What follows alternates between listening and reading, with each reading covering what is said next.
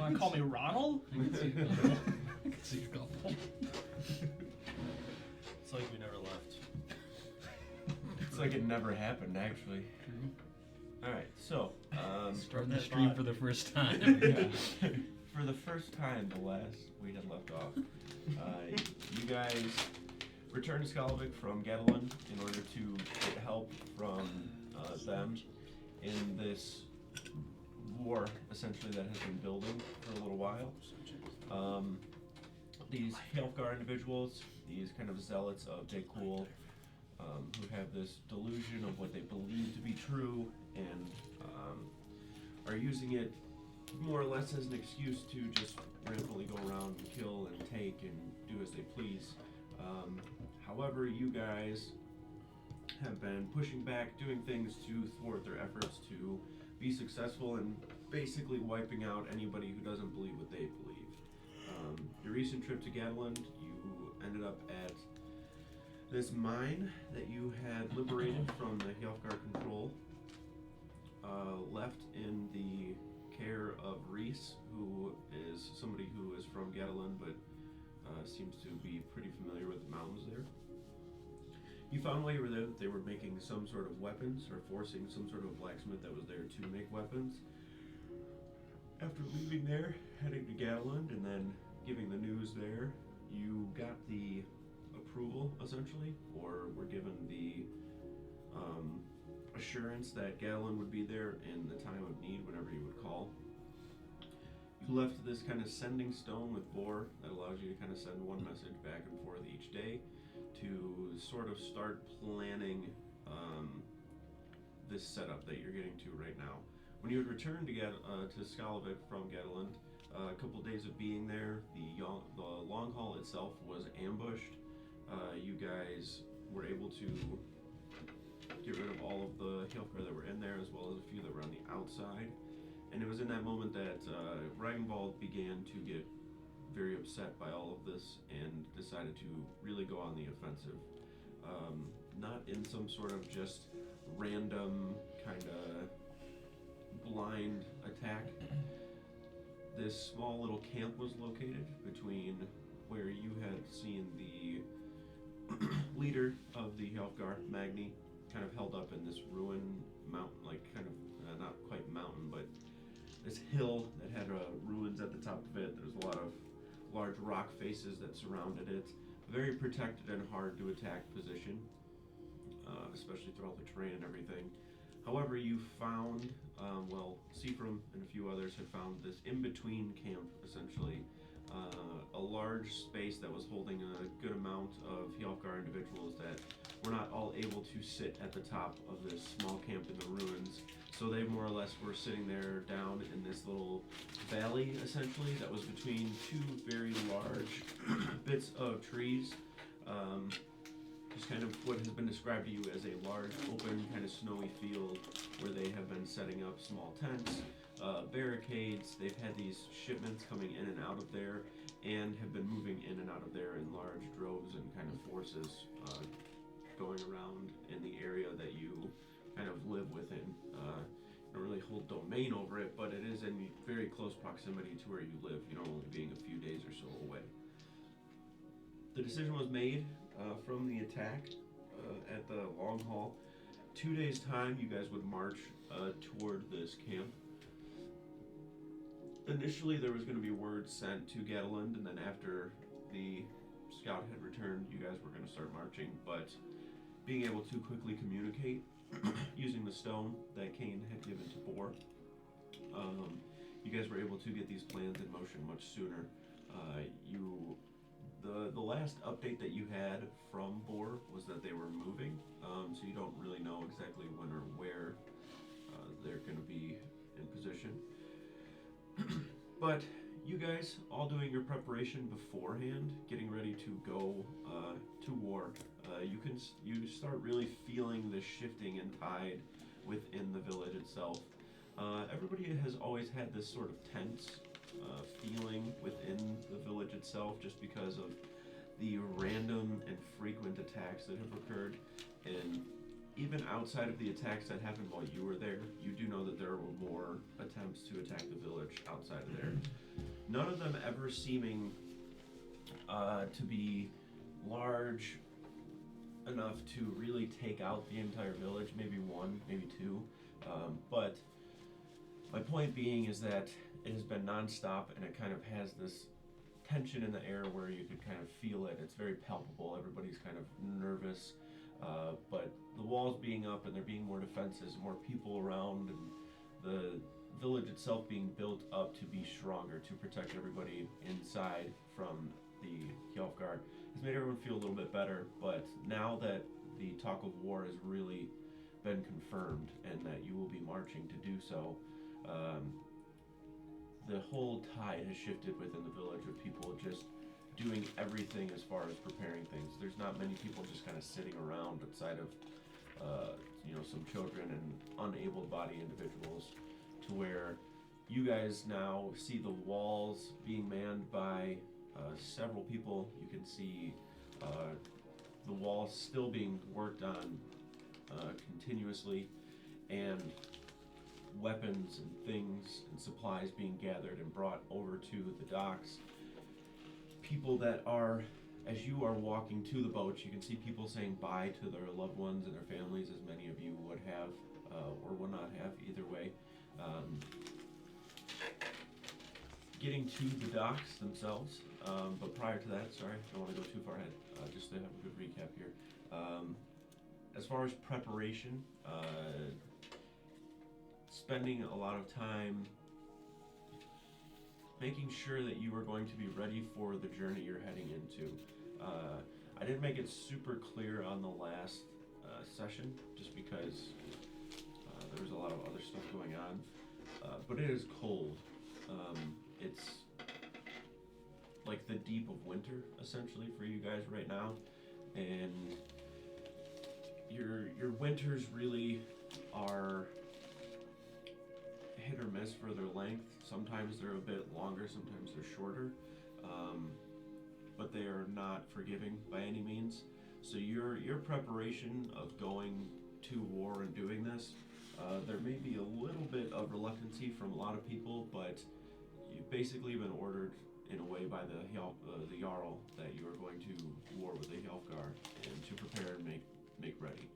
And that means having probably extra clothing, decent enough bedding when you rest at night, a decent enough supply of food, and just whatever it is you may think you need, while also packing light. You were told when you guys were getting ready to kind of leave that no fires would be lit, just to not, kind of make them aware of your presence by any means. Steiner had spent time prepping and making a bunch of, whether it be potions or salves or whatever it may be, in sort of this large quantity, enlisting the help of the nomads that were here that had some bit of herbalism background. Was able to do quite a bit. As far as that goes, there wasn't really any potions or anything given out or anything like that, but some sort of bonus when it matters will be given for that for sure. Other preparations being made of kind of small little off the side things with Voltash and Lyra of their background stuff that we don't have to cash right now. But Kane doing a little bit of forging, Rodier, new weapon that you have, I'd imagine that you still have both probably with you.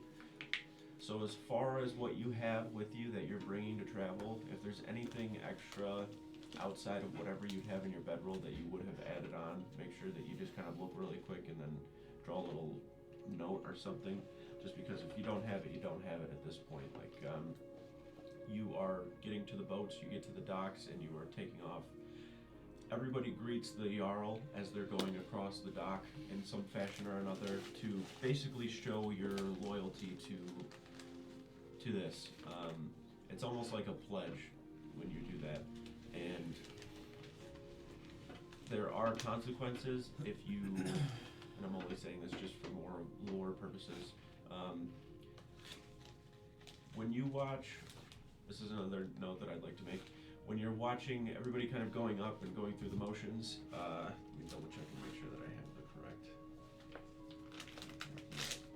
When you watch kind of veteran people of the village that you know that have been to a war or kind of large battle at some point,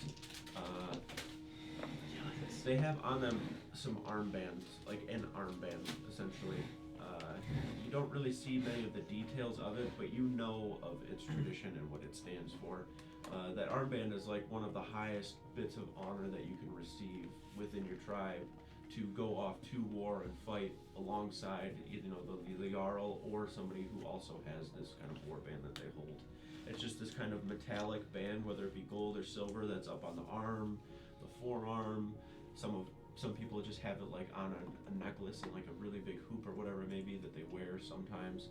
But you can see many people that kind of reach out and touch that and then kind of reach for the Jarl and show semblance that they are recognizing that armband. And it is armband that you are given when you do go to war with the Jarl. So essentially it is a high bit of honor, and when you see people kind of doing that and touching that, you know that after this war, if it goes the way it's supposed to, that you too will receive an armband of this kind of honor. Touching the armband or whatever it is, and acknowledging that you are pledging your loyalty to this fight and to the Jarl, means that you are obeying every order that comes from him.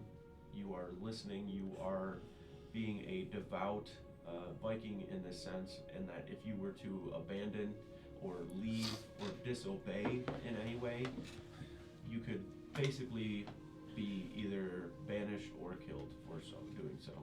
So it is not like just some sort of like handshake, like it's a very serious thing, and you feel it as you're doing it. Even though you know in the back of your mind you have no intention of disobeying or fleeing or whatever it may be, there's still just like a little bit of nervousness that comes with it. Like it's a lot of responsibility in a way, and it's something so simple, but it holds a lot of weight to it, and you can feel that weight as you start to get into the boats and take off after the Jarl addresses everybody.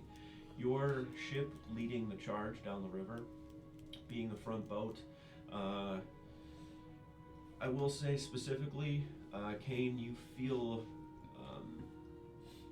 a ton of responsibility immediately the second that boat hits the middle of the river and you guys start leading the way, and the only thing you see in front of you is essentially a mystery in a way. It's every step of the way that you're going, your mind starts kind of going into this planning mode, and it's very tactical in a sense. You have been given a lot of responsibility of like leading the planning in a sense. You've already been doing so while communicating with Boar. You have not sent a message today, so if at any point today you want to send a message to Boar, let me know what it is, whatever that is, you'll get their response. Hey, you up? You guys are all right now standing at the front of the boat? Yeah. Can I say before everybody starts getting on the boats, earlier, This is where he betrays us. no, earlier, Cigarette would have taken, probably like a barrel, from his home or a crate or something like that. Okay. And filled it with extra bows and arrows and like bundles of arrows, Got and it. just kind of like left it near the boat in case people want to take them. Just started grab. Got it. Yeah. Okay. I also... And he would probably bring like a crate or probably about like 10 bundles of arrows, like 200 arrows give or take, just to like bring on the boat. Got For it. Just basically like emptying your stock at Yep. your house and Yep. filling it in. Yep. Gotcha. Knowing that you said like no fires would be lit or anything, I probably would have done this beforehand then, as everybody was kind of already gathered at the dock. I brought basically like a rare bundle of herbs, and these herbs are grown and only ever burned as the specific purpose of offering to the spirits. So I'm going to burn them, and I'm just going to kind of waft them around everyone and pay a blessing to the spirits, and hopefully they bless us in return. as you guys see kind of that the smoke even swirls around everybody, and then even the boats a little bit. You can just see it moves naturally with the wind, but you can see little bits of it that catch your eye, where one piece of it kind of, to your interpretation, you can feel the presence of that. You can feel the homage being paid to them as you are kind of setting off. Even some of them still burning as you guys are in your boat going down the river, some of that smoke kind of trailing behind, going through the entire fleet that is with you guys. Probably 7 or so boats strong, your guys being the front, and then 3 over to the sides. Varying sizes, all of them having some sort of banner or flag of the bone cloaks on them. You can see some of them, though, do have the symbols for green fangs. It's more or less just like a flag or banner that they had grabbed and kind of brought with them, but nonetheless you see those flags flying in the wind. At this point, as you are crossing the river itself, where the bank of where your guys' boats are, kind of the docks that go out, the docks go out far enough that they are in kind of deeper water, and there is a little bit of a current there. Not so much that it's always pulling the boats away or making it difficult, but it's set in a very deliberate position regardless of if it looks like it or not.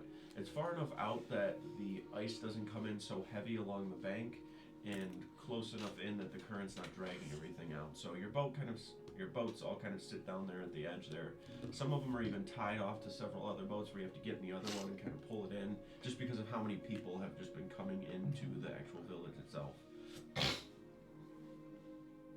As you are heading down the river, as I said, you can see bits of ice kind of drifting in the middle and along the banks, where you can see it actually beginning to build up in the shallower parts of the river and those sides.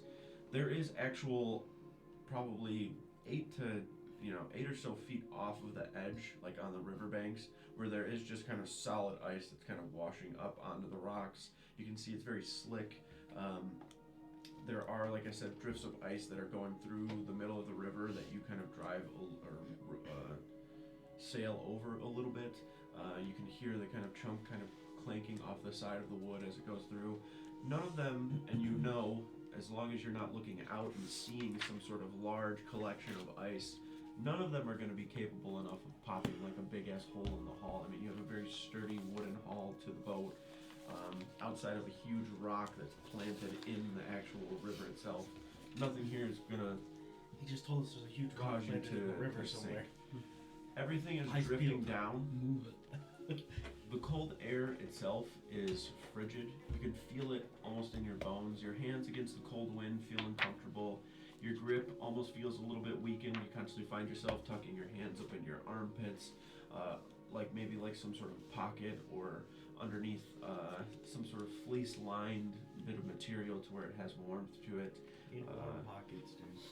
The boats move pretty well down the river with the current, as the current is at your back and pushing you down. And you lead the way.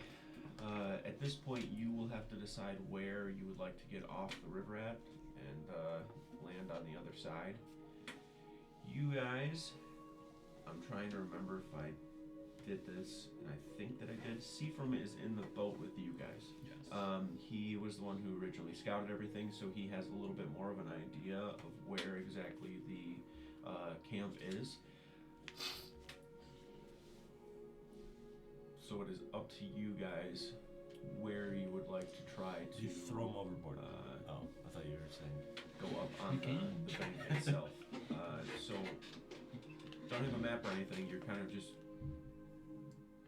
gauging whatever it is approach-wise you would want to take, whether it be getting much closer, like as close as you possibly can on land, or taking the boats further down, whether it be down the river more or short of where it's at. But either way, whatever sort of prep you want to do and route you would like to take, that is up to you guys. You do know, you don't have an exact day or number or amount, but once you start marching from the river, at least from where Seafram was, it was like 2.5 or so days into the forest, like through the wilderness, before that camp was there. So it's up to you guys how you would like to line that up. Should ask Seafrim where he thinks is best to stop, or do we just kind of want to go for it ourselves? Probably we don't know where it's at. Alright.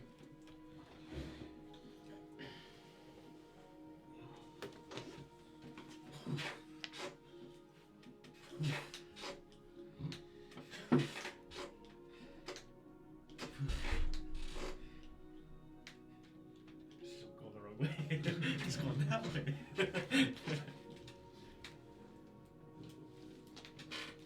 No wonder we're going and we're not moving. You're making it really hard to row this boat. See from nearby. You can see him just kind of like out toward Going in the the bow of the boat, kind of off to the side, not quite all the way to the front. Seems to be holding a bit of rope that's attached to one of the sails at the top. He's leaning into it as he's looking over at the riverbank. Walk over to him. How far out are we? Trying to gauge that, I can't really tell. Everything already looks so different with the last snowfall. It didn't take me too long on the river, where I got maybe a day's worth. Once I hit that spot, I remember a large clearing of trees. Been a few days since I've been there. There should be a couple of people still sitting by though. I left some people behind. Hopefully they're alright, they're still alive. Alright, we can try and find them then. Alright, I'll let you know when I see it then. The river itself, as you're traveling it, so the river is probably close to 500 or so feet in width at some points. Like, it's not a narrow river by any means. It's very large. Trying to swim from one side to the other is Easy. a pretty straining task if you were to do so. To be in the water now at this point is basically certain death, just because of how cold it is and the current itself.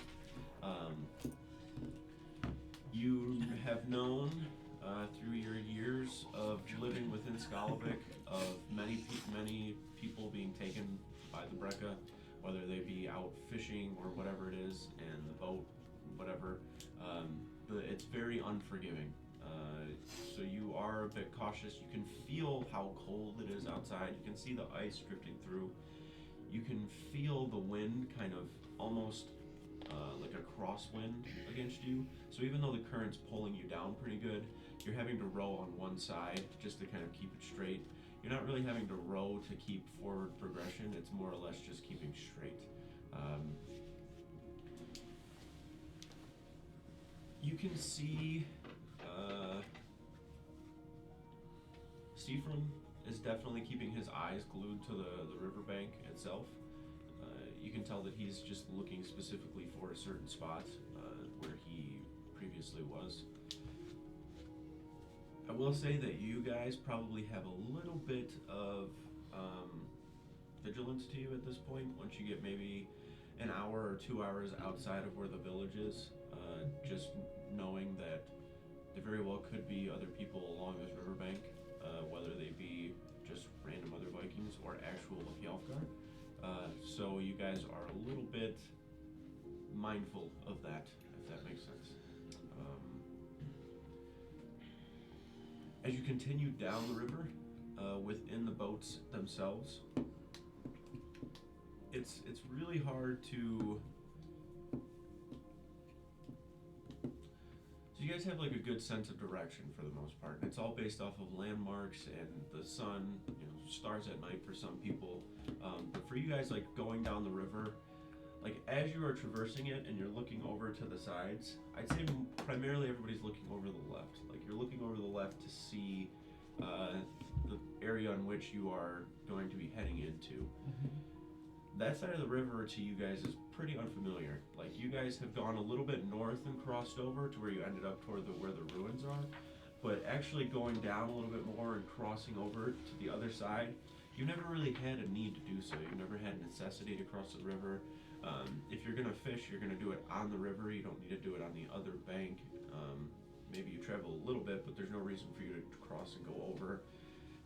As far as hunting would go, for you, like to cross the river, hunt something, put it in the boat, bring it across when you can do it on the other side, there's no need to do so. As far as finding herbs or anything, it's all mostly on the other side. You've had plentiful harvests on the side that you're on. The other side as well, as far as it would go to inhabit it or to set up a settlement or another village or something on that side. The shore on the other side is much different than the shore on your side, and you guys realize that when you had previously gone over there before. There are some very, very rocky portions of it that kind of jut out, as opposed to where you guys are, although it's still kind of rocks and very, very fine, kind of pebbly type sand. The sand by where you guys are is kind of like a darkish gray. It's just a lot of eroded stones and small pebbles over time, crushed up. But there's a lot more of a flat edge to it. The way that the river kind of is, it has this kind of high side to it where the rocks all sit, and the rocky shore on the eastern side of it, where you guys are set on the western kind of lower side of it. So my point being that you have no use for being on the other side. So when you try to use landmarks or whatever it may be, it's kind of new, right? Like you're going to this other side, trying to remember certain things that you're seeing, engaging time internally as you would with any other adventure or journey that you would go on. You do know that it's going to be a little bit difficult, a little arduous, like treacherous in some spots. Like this is definitely going to suck, and you're going to have to persevere. And you can feel that just in the boat ride itself. It's cold. It is uncomfortable. The wind, being at what it is right now, is a little uncomfortable as well. And you're just trying to focus, is what I'm getting at. You're trying to make sure that you can see certain parts of this riverbank that you will be able to recognize if you had to in the event that you would have to come across back this way. Or wherever it is that you may leave and exit the river on the shore on the other side. And you can see Seafram kind of doing the same thing. He seems to be a bit more intent on looking out and finding this last spot that he had kind of exited previous. Another 2 or 3 hours passing on the river as you guys continue to travel down this way.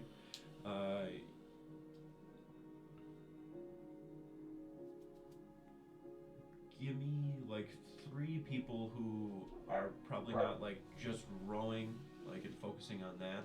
That would be kind of more or less looking out on the riverbank itself. Perception checks. So, if you think Votash and Lyra would be doing so instead of somebody else, or if just, I'd say Brody, you're probably rowing. You're not quite looking on the riverbank at all. So if Kane, Sigrid, and Steiner wanted to roll a perception check, go for it. But if there's I have a high perception. I think my question, is this boat stable enough that I think I could take a long rest while we're going down the river? Oh yeah. Okay. Yeah. Then I think I'm going to be trying to do that. Okay. Because I'm pretty much exhausted, just like running on fumes. So I think I'm just like, wherever I can find a corner, I'm just trying to sleep. Got it. Alright, so the brothers into the trade. Can we also, I mean, I don't want to speak for Lyra, but could she have used her psychic ability so that we have links to the other boats? So that we can tell them what's up ahead, or they can tell us what might be coming from behind? Yeah, she can. I don't remember if she used one. She did. Today. I'm pretty sure. She can spend a die though. I think she used 2 today, but I think she used 3 or 4. Today? Yeah, Yeah, she linked with Dias again before she left. Oh, and that's then right. When did we it again first when you guys walked got the here. boat, yeah. And it was 8 hours. Okay. And she linked to 3 people. I do not remember who those 3 people were. I was one of them. Maybe me, I think. I think it was us 3. And Votash, because I remember him bringing Okay. up his thing. So That's she can do it again if need be. If you wanted to do that. Like 20. 20? 25. Nice. Damn, that's Good snipers, stuff, dude. guys. Right. Don't, Okay, you okay. better not see anything. I'm trying to sleep. I'm not getting that. Arrows! There's just like a perfect outline around me. Yeah. Wake me up if it's really serious. So as the boat's kind of rowing along down the river, Shield. see from kind of up toward the front, I'd say that the two of you, Kane and Sigrid, like as you are on the boat, every now and then you might look to your right, which would be like kind of toward the west, but you find yourself glued to the eastern side of the river over to your left, and you just kind of keep looking at it, scanning everything, looking. You know, specifically with hunting, right, even though there is so much like brown, right, like typically when there's a good snowfall, it's super easy to start picking stuff out, whether it be footprints, tracks, a good contrast of like kind of like a snowy bank behind something that's moving, where as opposed to, so like if there's like a bit of elevation and something's down here and it's walking, all of the snow behind it is kind of giving like a little bit of a backdrop to where like you catch it a lot easier than you would in much clearer like spring or summer type weather or fall even.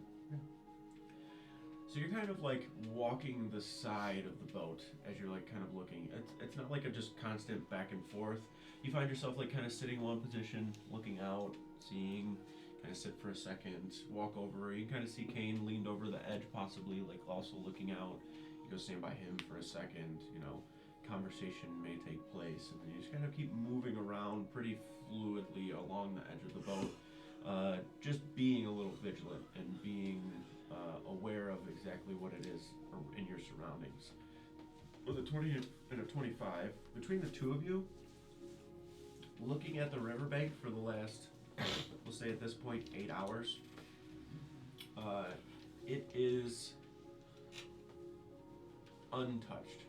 Like, you don't see even like any sort of like animal tracks along the edge of it. You don't see footprints. You don't see disturbed like snow, like as if somebody would have been walking up on these higher parts that would have caused it to like kind of roll down. The way that the wind is blowing right now too, it's more or less like the higher part of like the river and the wind kind of blowing in, causing a little bit of ice to form. It's also blowing that snow into the rocks and kind of packing it almost. Like it's windy enough to where it's pushing that way. It's not blowing in the opposite direction where it would be causing this little bit of like snow drift, and it'd be a lot harder to see. Like you have a pretty clear visual on the smooth surface of the snow itself for the last 8 hours, where you know that nobody has been walking on the riverbank, sitting on it. You can see through the trees really good. And specifically, like with the 25, you feel really confident that you have scanned pretty good, at least every 5 or so minutes, like taking a good look, like quick scan, look around. You might take a moment, maybe sit and eat for something. Like you're not just solely like just locked in on the riverbank the whole time. But as I said, looking in there, you see a couple deer moving, little quick movements of whether maybe a rabbit or a squirrel, you can't gauge from this distance. Birds that are kind of slowly flying in between the trees. But you don't see any bipedal, like humanoid individuals walking through that would cause some sort of alarms to go off. 8 or so hours, 9 hours pass, 10 hours pass, and you continue going down the river itself. I Eventually- managed to get my rest then. Yes. Okay. Get your full I'll probably full wake up and then help out with rowing whenever I just get up from that. Saying that, as you are looking, Sigrid, you start kind of scanning and you look a little bit ahead, and you can see it kind of stands out just because it's not as pristine as most of the other bits of the riverbank. So the riverbank on this side, and you experienced it on the other part, it's like a pretty rocky bank, like at the lower part of it, and there's like almost like a little bit of like a cliff that goes above that. So like the rocks kind of build up toward where the land actually is. The cliff itself doesn't extend over the rocks, it just kind of like builds up, or it's like very drastic and it's like a straight sheer rock face or the ground itself, like you can see like there's just kind of like dirt, cliff or face that's there. It's not like this smooth beach that just like goes right up and into it. So my point being, as you're like looking, there's a lot of snow that's just set on top of all of that. As you're kind of scanning and looking, you can see further down where there appears to be somebody, like just kind of like sitting there. Like they're kind of tucked over against the actual like bank itself. You can see snow is kind of on them a little bit, but looking for it, you could pick them out pretty easily. Not looking for it, you might like kind of look over it and just kind of be on your way until you get a little closer. But you can kind of see it preemptively, like you're probably like still a little bit away, and you catch the little bit of movement of them kind of just like adjusting or something, like they're just sitting up against the bank of the river. You see another person like kind of walking along the edge of the riverbank, and you've kind of clocked the movement before you hear anything. At this point you hear Seafrom. He kind of calls out, Kane! Being kind of in the area, you can make your way up toward the front of the boat. And as you're watching Seafrom kind of like pointing, he's pointing right at the two people that are just kind of like sitting there at the edge of the riverbank there. Probably would have been rowing. So got a little tired just staring at snow. Don't worry, I'll pick up the slack.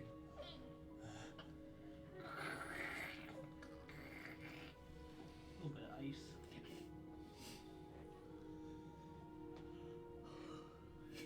Going in a circle again. I can't keep up with Brody on the other He's side.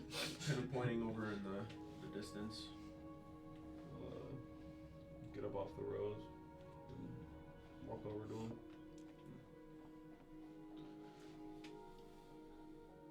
What's going on? Over there, you see those people there? Two of the nomad scouts that I left here behind. That's where I went in last time.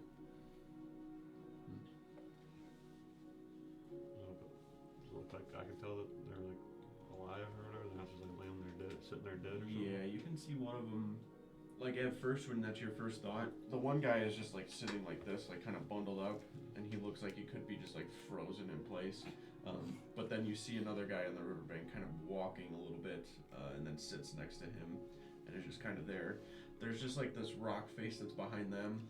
You can see this little bit of kind of like almost like when you're walking in a path or something, and you start to see, like you can start to form in your mind almost like a puzzle of like the route to take, like the path of least resistance essentially. And you can see why you're looking at them, like where they are, they're kind of in this rock face that's basically non-traversable behind them, but a little bit in front of them, between you and them, there's like this little path of where you can see some rocks that you could climb up and go up to get to the actual land beyond that.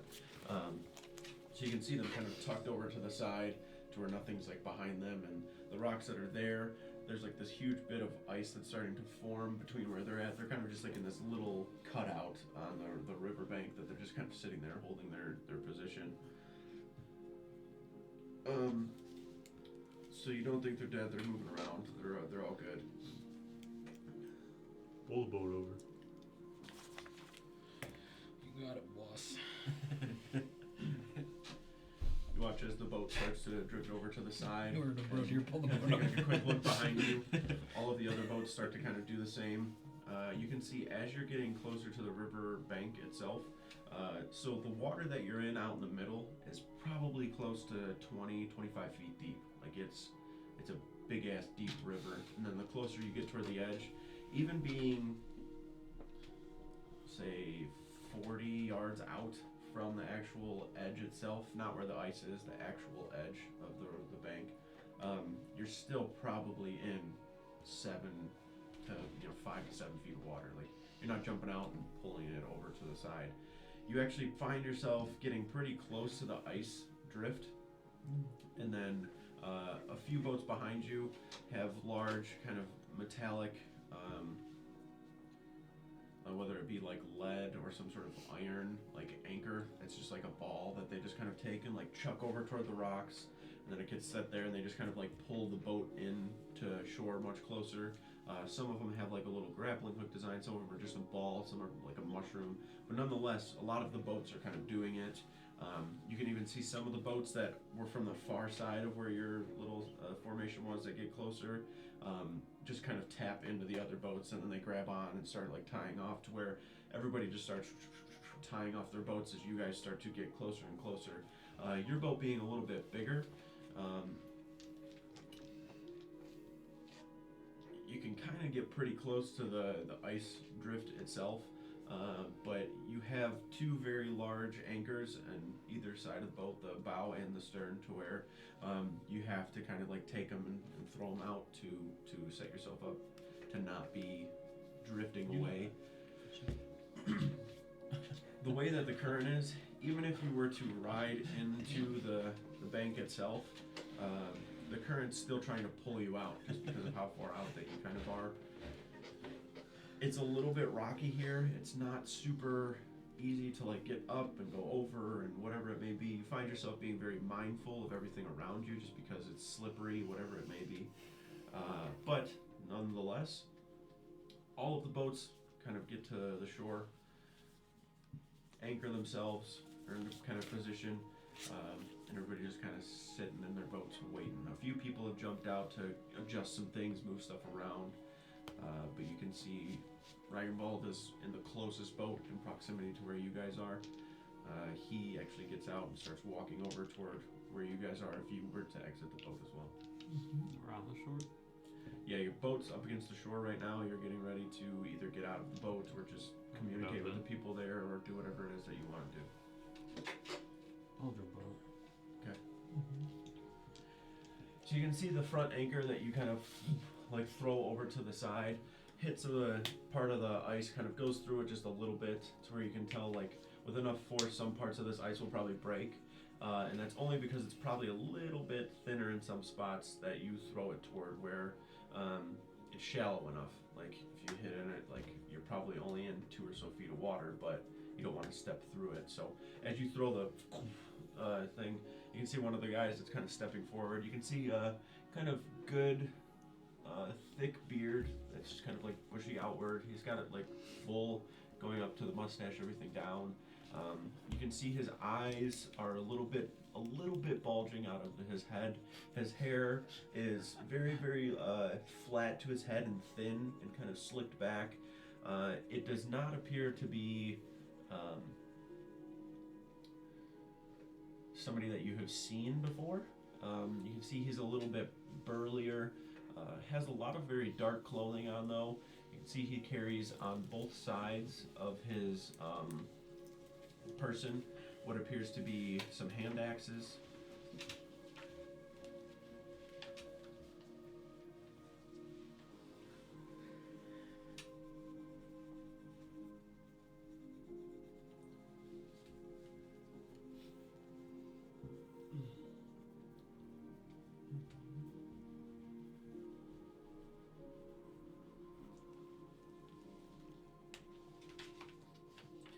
When you throw that anchor, this individual just is walking up. He's taking like a stick that he finds and kind of tapping the ice a little bit. Then he gets close enough to where he gets that rope in hand, because the front of your boat's kind of like peeling off a bit, to where he starts to kind of pull it in and then get it up closer and sets the anchor a little deeper in to where you guys can appropriately kind of get out onto a rock or ice or whatever it may be. You find a good rock to step out onto, and all of you kind of take the same path just to avoid some accident or something happening. The last thing you want to do is go through a little bit of ice, even if it's 2 feet, and your feet from, you know, your knees down are just covered in water. I'll just hop out alone. Okay. Yeah, so when you jump out, everybody doesn't quite just start exiting then. We started diving off the boat. I'll see if I'm Straight onto I'll the ice. see if he wants to hop out with me, but Put the ice I'll here. just have Why'd everyone you do hold the it. same thing as me? So as you like jump out, you kind of look at Seafrom, do a quick gesture. He steps out as well. You can see as he's stepping out, like Brodier kind of gets over to the edge and is getting ready to like step out. He's like put a hand up, or Yeah. You're good. he just kind of tells you like hold up. He's doing the valet. Because they're pretty close, right? Yeah, they're close. The one guy, like I said, was kind of pulling that rope. As you can see, kind of hear him. Seafrom, good to see ya. Didn't think I'd see you again. Thought I was gonna freeze me balls out here. Kind of gets up toward you guys a little bit more. You can see snow and everything inside of his beard. He kind of grabs at it as he walks up, kind of puts his hand out. Gormir, Okay. pleasure. He kind of sees the Jarl, puts his arm down. Jarl, Please, come aboard the boat. Find some warmth. certainly. He kind of steps over and gets up toward the edge of it. Yeah, I've been here a few days now, and last we saw somebody was probably 3 days in, a little bit more north of where their camp is. Forl here just got back a couple days ago, actually. He was saying that there was no movement, but they seem to be held up pretty steady over there, so not sure what you're planning, but you don't look like you're planning for a party or anything. He kind of starts looking down at all the other boats. Can I make an insight check? Yeah. Is he? I guess I'm trying to discern if he's being genuine or if he's trying to hide anything. There's 2 of them, right? Yep. When they get in, I just have them like sit somewhere out there. Give them like some pelts or something to put over there. Try and 14. just warm them up 14. a little bit. Oh dear, fucking hug him up, dude. So as you exit the boat, they kind of give that quick little rundown to Seafrom. You can tell they don't have a ton of information, but there's just like a little bit. You're not really sure, just out of, I guess, not asking or not being told by Seafrom specifically. I will give this little snippet of like Seafrom as a background in general. Seafrom is kind of, from what you know, connected to nomadic community in a way. He kind of came from it, has connections to these small droves of people that do roam around, to where he gets information from things. He knows certain people within that community, and you can tell this Gormir individual seems to know Seafrom from more than just like when all of the tribes started coming to Skalavik. So he seems to have connections and relationships with these, and it's just something that kind of sparks in your mind, like, oh shit, that's right. Like Seafrom kind of knows these people are connected to him in some way or another. Gormir and Furl both step up into the boat. Furl, you can see, is this kind of gaunt-looking dragonborn individual. White kind of scales.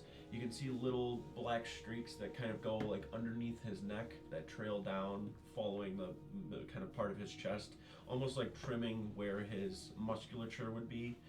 Even though he doesn't have much of it, he's probably like 95 pounds. He's maybe 5'4". He's just kind of like hunched over, like just shaking uncontrollably in a way.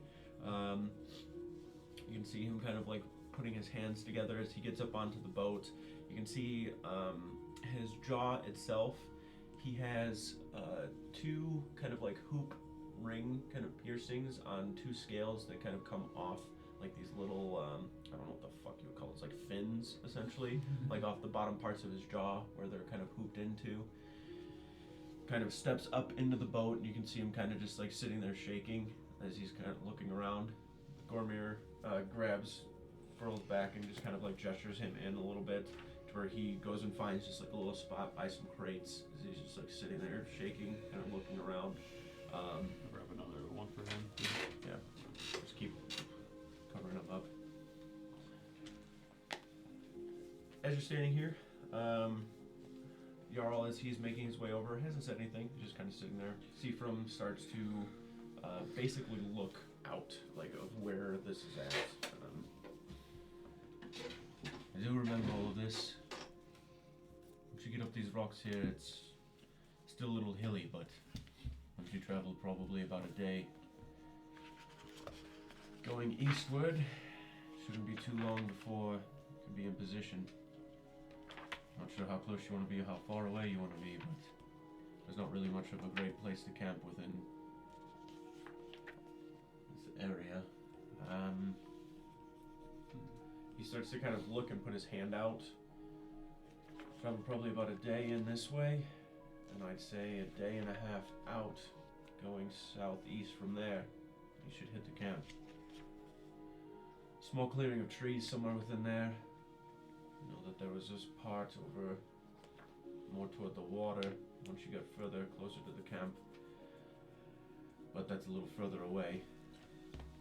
Or, I'm not sure exactly what it is you're trying to do, but it could be pretty close as long as we're not making any movement or sound. Just be a little riskier. So we're a day and a half or 2 days out? From the actual camp, probably 2.5. Depending on where you want to be set up, we could probably get you there.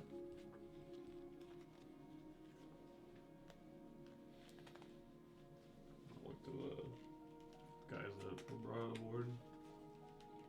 You seen them moving around at all lately? Good, really. Borrowed it. What did you say you saw over there when you were there? Borrowed kind of like leaning up. Yes, they were moving around. Saw several of them. Say, maybe in the hundreds. They weren't leaving though. They were just within their camp. Seen some coming from the north. They'd gone into the camp, I'd say 3 days ago. Nobody's left. At least when I was there about a day and a half ago. Didn't seem like they were gearing up, getting ready to leave, so I'd say that they're going to be there for a minute. Do they wander around the different parts of the day? More sporadic than anything. They appear to just randomly go out scouting, looking around. Not sure if they're looking for people to kill or being on a patrol of sorts. It's hard to tell. Is there a certain time of day they typically do this? Never at night. Usually during sunlight. Oh, Borrow, tell them about the big fucker that you saw. Ah, yes. Day and a half ago when I was there, I was getting ready to leave. I started noticing a rumbling on the ground. When I looked back, coming in with that group that had come from the north, giant, enormous giant, covered head to toe in steel. Plan for a giant. Watching him as best I could, it appeared that they were following a lot of orders from him. Not sure if he's some sort of Thane or something for their Jarl, but he definitely appeared to be in charge. And I'm not sure whoever was in charge before he got there, but I didn't think they were going to contest anything he was saying much. A giant covered in metals. Head to toe. That's crazy. That's not bad. Any other giants? From what I saw, no. Good. But I will say that although they are hunkered down there, more and more seem to come by the day. Not in any means by the hundreds every day, but a group of 5 or so, 10 maybe rolling in. Largest group I'd seen walk in there was about 30, I'd say. Most of them coming either from the far east or the north. There were a few after they had attacked Feldby that were coming from the south to regroup, but a few other people had scouted in that direction, and it appeared that Feldby was mostly left alone at this point. More of like a abandoned village. They'd gotten everything they could from it. Just a swamp now.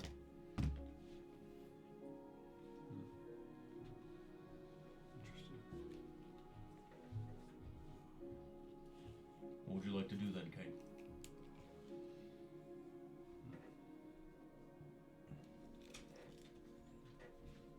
I think we should move at night.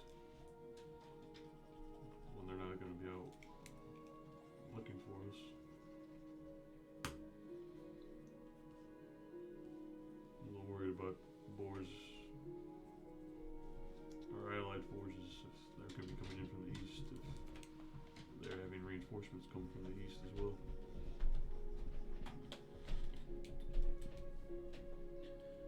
Maybe we need to warn them. There could be potential reinforcements coming from the same way. For about 2 days out, I still have 2 messages left. Maybe we simply let them know that we're about 2 days out and that they could watch out from the east for potential enemy reinforcements. And maybe get an update on their position.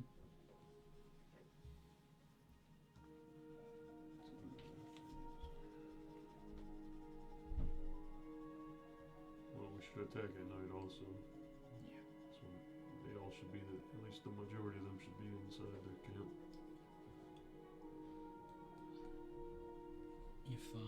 If we can get close enough, I may be able to turn that giant against his allies. I have a plan to try to deal with him. Oh, that'd be great. I don't know if it'll work, but if they've got hundreds, we're going to need all the help we can get, and I think it's a good idea. A giant, fully armored is not something I'm prepared to fight personally. I'll be honest. I don't think anyone here is.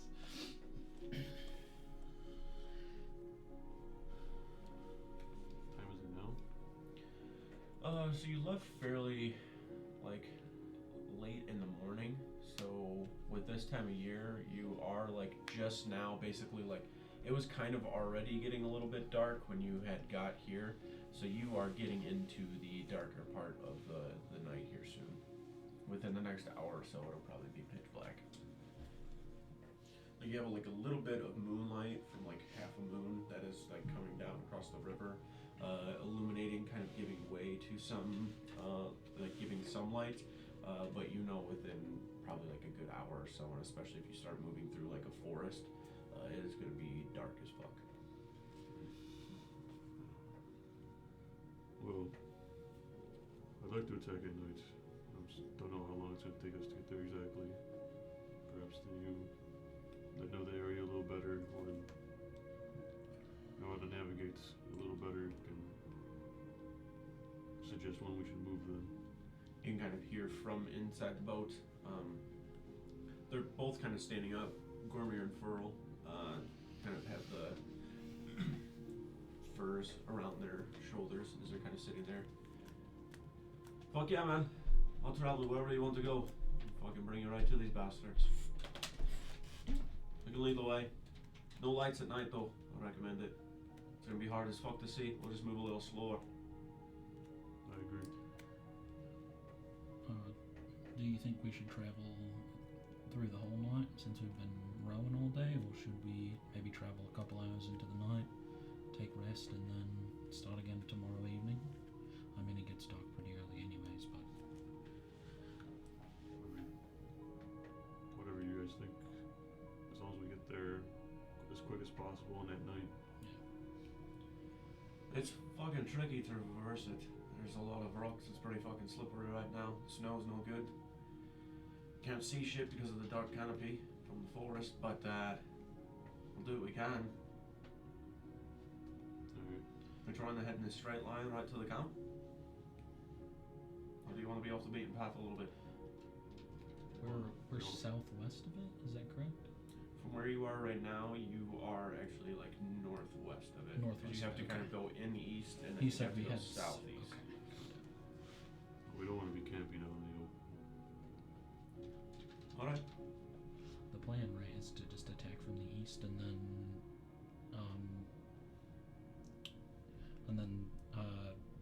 Gatland is going to attack from the other side. I think that was the idea, right? Yeah, let me double check the... Okay. I don't know. Because you guys... I think if it I was looked at the image, I'd They'll be be able coming to... in from the northeast. Northeast, okay. Maybe Yeah, we so- just both are hitting them from kind of like the... Yeah, so you guys know basically where the camp is now, right? So it was before summer within this. You've kind of traveled down the river a day or so. You know, this isn't to scale quite, but Right. you're gonna essentially have to like go from what they're telling you, go in, like South going east. east, whether it be this way or this way, whatever it is, but like generally east, and then head southeast a little bit. So the camp is probably closer to this than it would be in this kind of area. So you're kind of looking at, like from where Gatlin is coming through, like they're looking at a much longer journey than you are. Yeah. But they also started already. Right, so they're a couple days ahead, so it's kind of lining up. But Okay. your initial plan was, So I kind of think, have them here and like either you're hitting them from the north and the west, or you're hitting them from the north and the south. Just depends on where you guys position. honestly north and west. And then also is you don't 100%, like you guys, we kind of established last time, don't have to have a 100% set in stone plan right now. You wanted to do a little scouting and seeing of what it was you're actually like dealing with from here. So you can kind of start heading that way and adjust your plan. Yeah, for sure.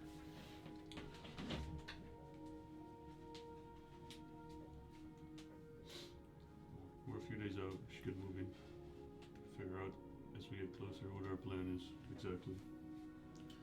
Alright. Should we start unloading boats? Yeah, there's a better spot to get to. Alright. Get to work, start unloading the boat. I'll start unloading the boats. Ragnvald kind of like looks back, gestures to all the boats, and just starts like waving his hand toward the shore. Everybody starts grabbing their things from within the boats. You are mostly carrying a backpack that has some provisions in it. You're not carrying, you didn't really pack very heavy, pack light in order to be able to move okay and not be so strained by it. There is a bag that I believe Lyra probably has that Rodier would carry or have with him that has like extra food supplies and such in it. Cooking pot. I got that bag.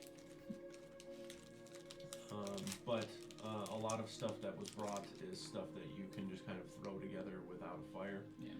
It's all dried, kind of salted and cured meats and mostly raw vegetables that will hold pretty good in the cold. Bread. Gathering everything before you leave this riverbank and start heading into this unknown in front of you. Is there anything anybody would like to do?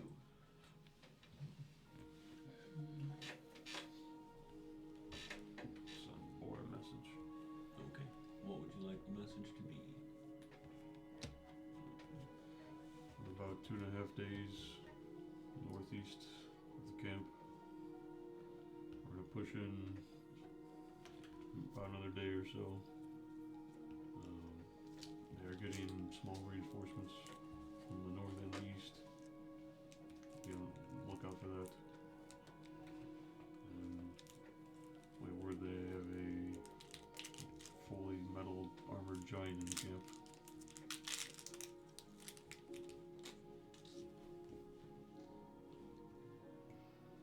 I'll message you again tomorrow when we're closer. And we did get chocolate. Right. Send the message. You kind of continue grabbing your stuff before you receive the message back. So essentially the way that these stones kind of work, you're basically linked between the two of them, and you would essentially just like hold it like you would like a phone in a way. Like you talk into the stone in a sense. It fills the stone, sends it back, and then once the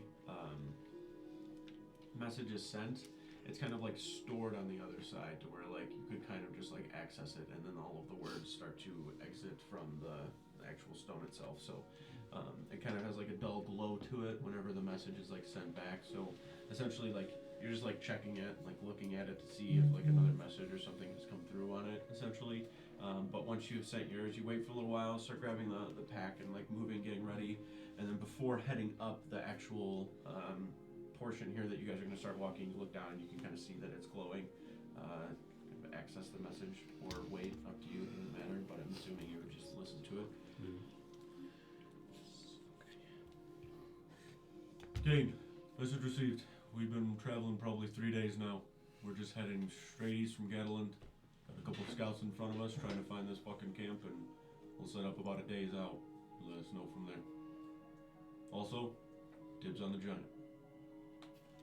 Be careful. Spirit's with you.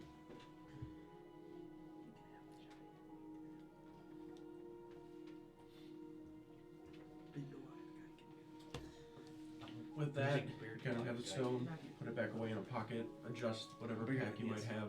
The Jarl's walking near You're me. not bigger. Yeah, he's basically standing by while people are like getting ready to walk up.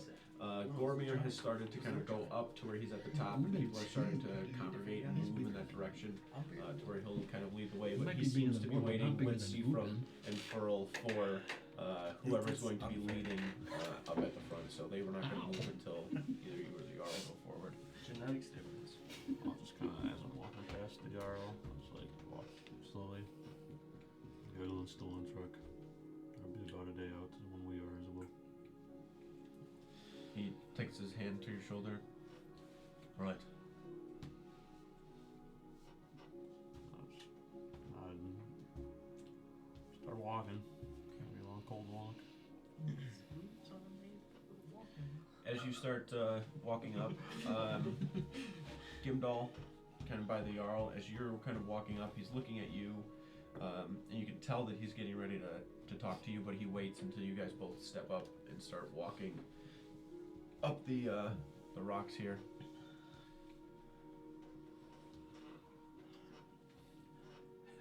Think you're ready for this? Yes. Last time I seen your ass, you're kind of trash.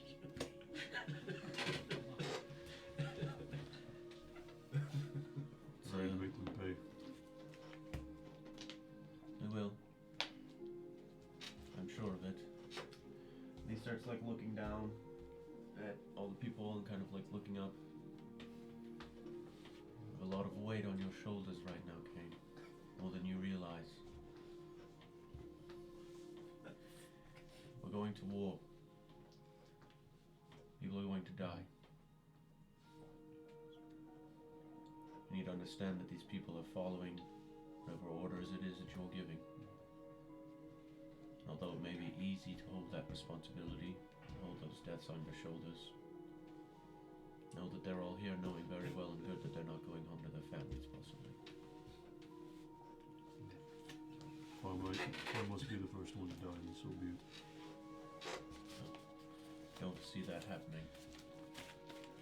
But, keeping all of that in mind, just be very careful of every decision you make.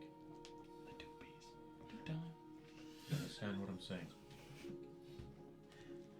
Go forward with your head, not your heart.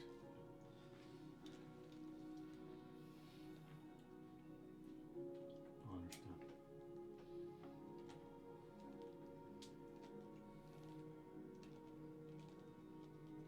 Right now for you, this isn't all about being a great warrior. Just a good leader.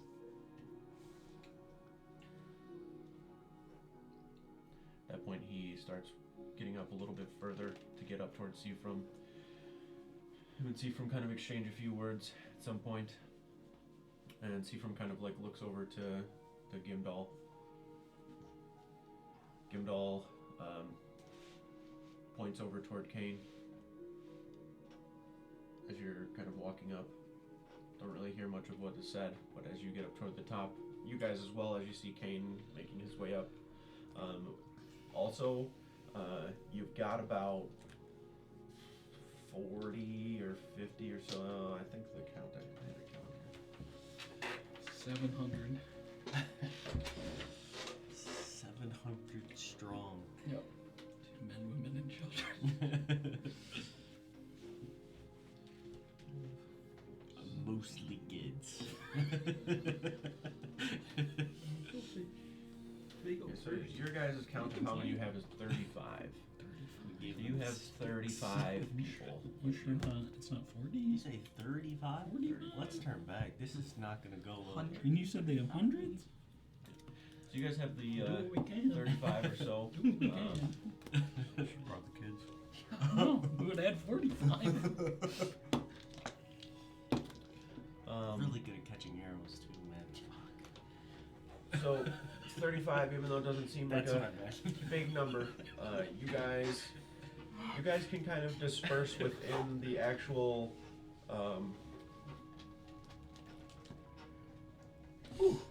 within the actual marching order if you want, whether you want to be all the way up toward the front or you would want to hold up like a rear guard or like being in the middle, whatever it is, like somewhere in between or whatever it is, you can do so. You can move around. Just if you decide to be somewhere within the marching order and then you decide to move in the marching order, let me know. Because if something happens, I don't want it to be like, oh, well, I would have been like up over here. Yeah, like, Yeah, why did you bring that up? No, we can't do that. It's so stupid.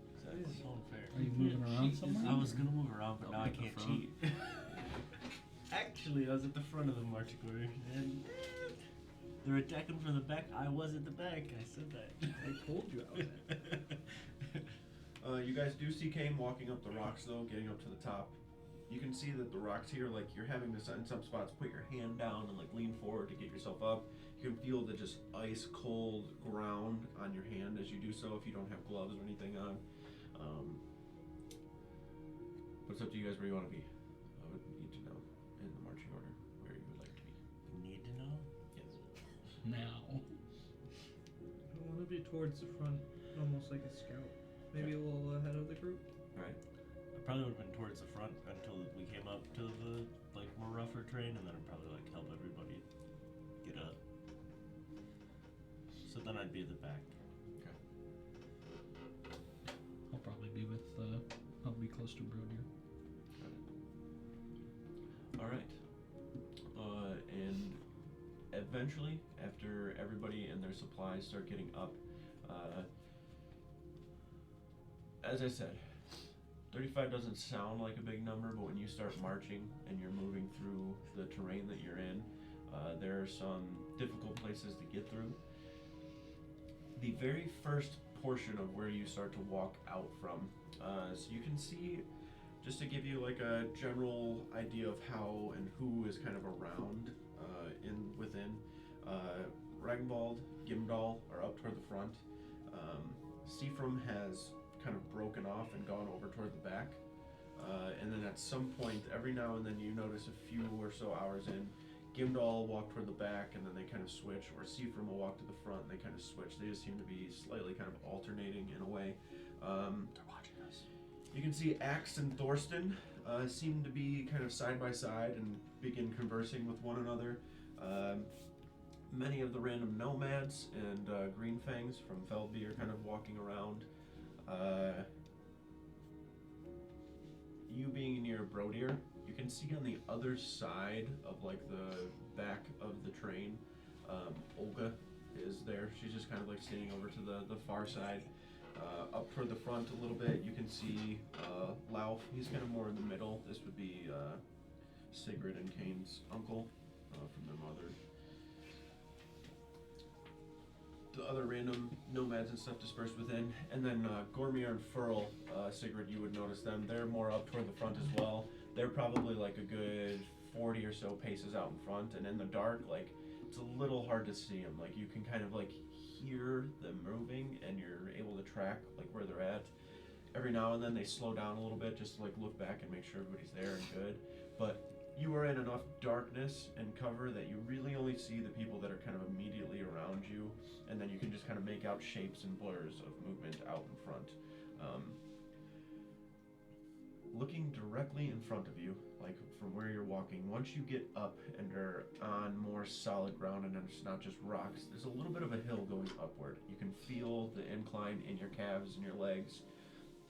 You can feel the ground beneath you is still a little bit rocky, almost as if like there's just like bits of snow that have banked over the actual surface here and packed down enough to where it's giving a little bit more of a flatter surface as opposed to just a bunch of rocks. But you feel every now and then as you step down, you end up planting your foot a little weird on a rock or something, and that's like one of the first signs where it's like, okay, like I need to walk slow or I'm gonna break my ankle essentially. Continue to traverse up in this way. You can see as you're looking forward, there's not a ton of trees immediately where you are. It's more just like these rolling kind of rocky hills. but you do start to see the clearing of trees in the distance that starts to get thicker and kind of thicker to where you start to lose sight within 10 feet within there. So once you're inside, everybody starts to kind of tighten up a little bit and move through so as to stay close and not just kind of veer off. You can see bits of moonlight that peek through small parts of the canopies. Very, very thick pine trees, very full this time of year as well. You can see snow resting on some of the needles. The lower parts of the pine trees, there are some that are just like fully like to the ground, causing this very, very dense foliage in some spots. But there are some a little further in once you start to get to flatter spots where some of these trees are anchored into the side of like these rocks and have nowhere to like give way. They just kind of like grow into the rock and like grow flat to the ground. And the snow itself, being as high as it is, you probably have like a good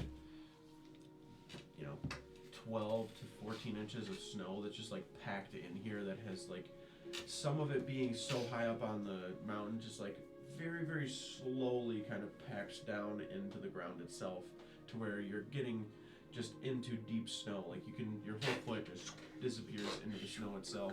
Being toward the back of the track is a little bit easier to traverse because the snow's more packed down, but those of you in the front, every footstep feels harsh.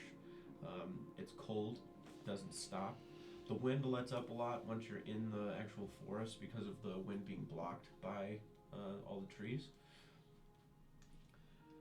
The journey that you have to keep taking, you can feel that you have a pretty true like east kind of heading. Like you haven't taken any wide turns or sharp turns or anything. You're just kind of heading straight into the actual forest itself. Kane being up toward the front, you and Sigrid, the two of you looking. You can see Gormir and Furl. So Gormir's kind of, he's like 6'2", burly. From the little interaction you've had with him, definitely seems to be pretty outgoing and shares a lot of your commonalities with some things. He moves very, very delicately for a man of his stature. Furl is so tiny you would expect it. He does move very, very quietly, very, very well, even in these treacherous kind of environment. Even though he's so small, he doesn't appear to be like slowing down much. He seems to be moving pretty well, has good stamina, conditioning, the two of them. But they are kind of getting to a point where they move through here and are stopping in some spots just to make sure that everybody is like still in visual of them and keeping up and keeping in stride. I would probably say that Lyra is up toward the front, kind of not like at the front, but maybe a few strides or so behind where Sigrid and you would be, Kane, just for if need be and you wanted to send somebody to scout. I feel like that's probably who you're going to try to use to go ahead and be quiet and gather information. Pushing forward, I'd say maybe 4 or so hours of traveling within the forest, to where you're probably like a good 5 hours of travel into the actual land in this spot. Looking around, it's really hard to see anything. I mean, you don't have any torchlight unless you have dark vision, and even if you have dark vision, you are struggling to kind of see not quite shapes, but more of details of everything, right? Like you can see a tree, but you can't really gauge like finer details of it. Like if it has like branches that are on the face that you're looking at that are broken, or if there's like a little bit of foliage underneath it, you can't really tell, like looking at the ground, if the ground has like footprints or anything in it, because it just all is like this just dark shape essentially, to where like you would need to have some sort of contrast of light in order to make some things appear. Even if you had a track right in front of you, fresh, and you were like looking at it off to the side, like it would be hard to really gauge and tell what it looks like. Like if you were to see something moving. Like even looking at the people that are around you, you're more putting the pieces together in your mind that it is a person or it's this person. But looking around, like you're just seeing bodies and shapes of people to where like if you don't have very distinct physical features, it's hard to tell who's around you just because of how dark it is. You start to have like if you're at the back or you're like on the edges, you get this little bit of like anxiety from like behind you and out to the sides of you. People in the centers have a real comfortable feeling because they're surrounded by a lot of people. But those of you on the outlier or like the outskirts of the traveling group here, it's a little uneasy. You also get to spots where you can feel the actual group kind of leave you a little bit, like they kind of get a little bit ahead of you, but it's a little easier for you to traverse through this recently stepped down snow or the parts of whatever to where like it's not horrible, like you just have to pick up the pace a little bit. You're not quite like slinking. Basically what I mean by that is like the front picks up a lot and then the middle part follows and slows down and then the rear kind of picks up. It's kind of like a pretty fluid bit where you guys that are all like the central core of the group that's moving forward has a pretty steady pace. It's only every now and then the back of the group is finding itself kind of picking up its pace, or a couple people in the front like Gormir and Furl who are leading you guys in the direction they are, that they just stop for a moment to like let everybody catch up. But for the most part, the core section of your party is moving along well enough. Your insight check that you had before, in the moment, didn't really strike any alarms. Like when you're like looking and asking, genuinely the way that his demeanor and everything, sitting out in the cold the way that they were, you could definitely tell that, you know, they're not just doing it for fun, right? Like they're here for a reason, you know. Nothing about either one of them causes any alarm bells to go off. Furl definitely has a weird vibe to him in a way. That's what I would say. Like Okay. he doesn't seem dishonest or Sure. Like a wolfy vibe? no, not like Like that. like Steiner kind of a weird vibe, or Yes. like okay, Yeah, He like doesn't he's stop and howl every once in a while, or gotcha. like he's just a little odd, you know, and Okay. you don't really get much of him just in the brief interaction that you had, just because he's a little bit more reserved and cold as hell when you first met him. But as for Gormir, he's like right out in the open with like, yep, I'm here to help. Like, what do you guys need? Yep, this way, do this, do that. He doesn't seem to be twisting information in any way. Like, you don't see any pauses in him talking. You don't see him like searching around for things. Like, he's just like Johnny on the spot. Like when you ask something, like he just has an answer queued up, ready to go, and he's just kind of leading you forward. And that starts to kind of go in the back of your mind a little bit more, like thinking about it as you are just basically blindly following these two people that you just met. Although you can tell that Seafrom trusts them to some degree. So you kind of just keep pushing forward. 6 hours or so of walking straight into this forest. I think at some point, maybe when there's a little bit more of like a break in the trees and some moonlight, I do want to try to find Olga in the pack of people. Gotcha. And I will say, in the letter that I sent her, I included information on what happened when we were attacked by the Hjalfgar. I did mention that I'd changed and something was different about me. And then I also included information about the strange dream that I had. Okay. I will say that you don't believe that the letter Got there? got there. Okay. Just because Zalfjorn, who you gave the letter to, was stopped prior to going to Felby. That's okay. I have Yeah, so you Yeah.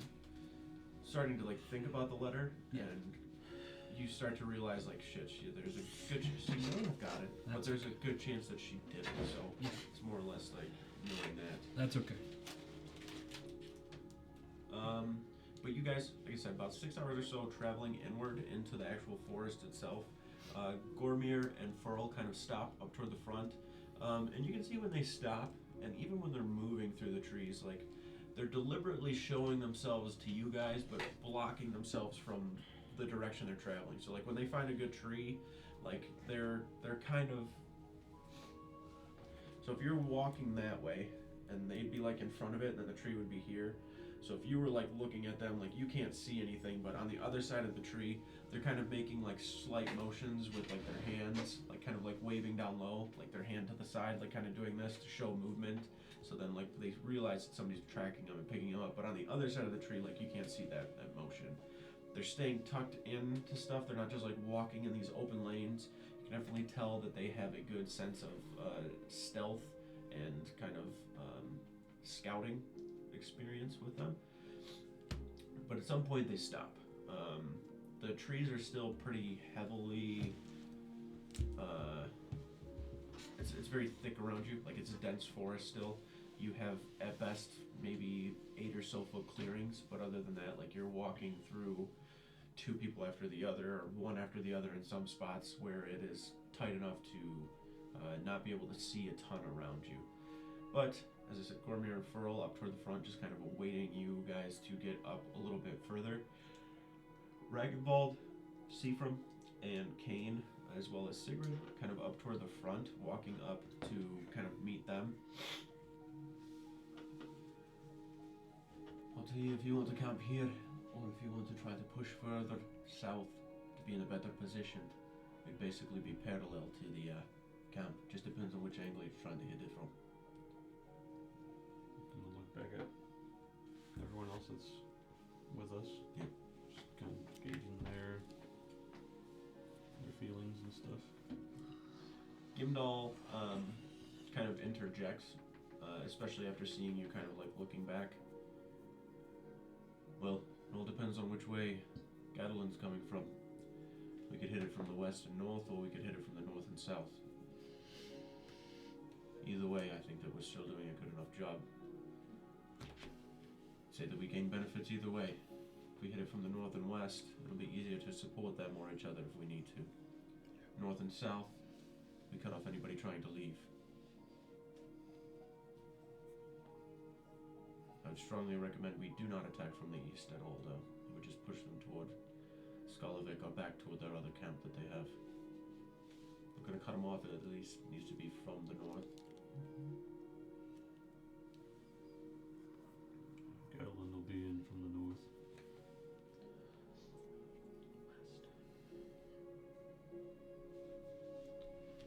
Say west.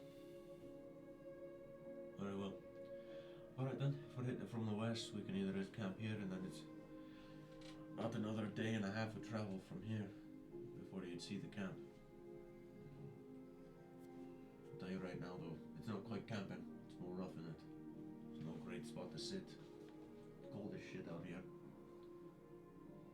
Well, a day and a half from now will put us more into the day when we arrive. Alright, how close to the camp do you want to be? I think a day out's fine. Day out? Alright, we'll move a little further and then once we're about a day out, I'll let you know. Forl, do you mind heading a little more ahead? Get a little bit of a better view. I'll meet you near that rock face. Sure thing, Gormir. He kind of like ventures off before eventually disappearing into the darkness of the forest.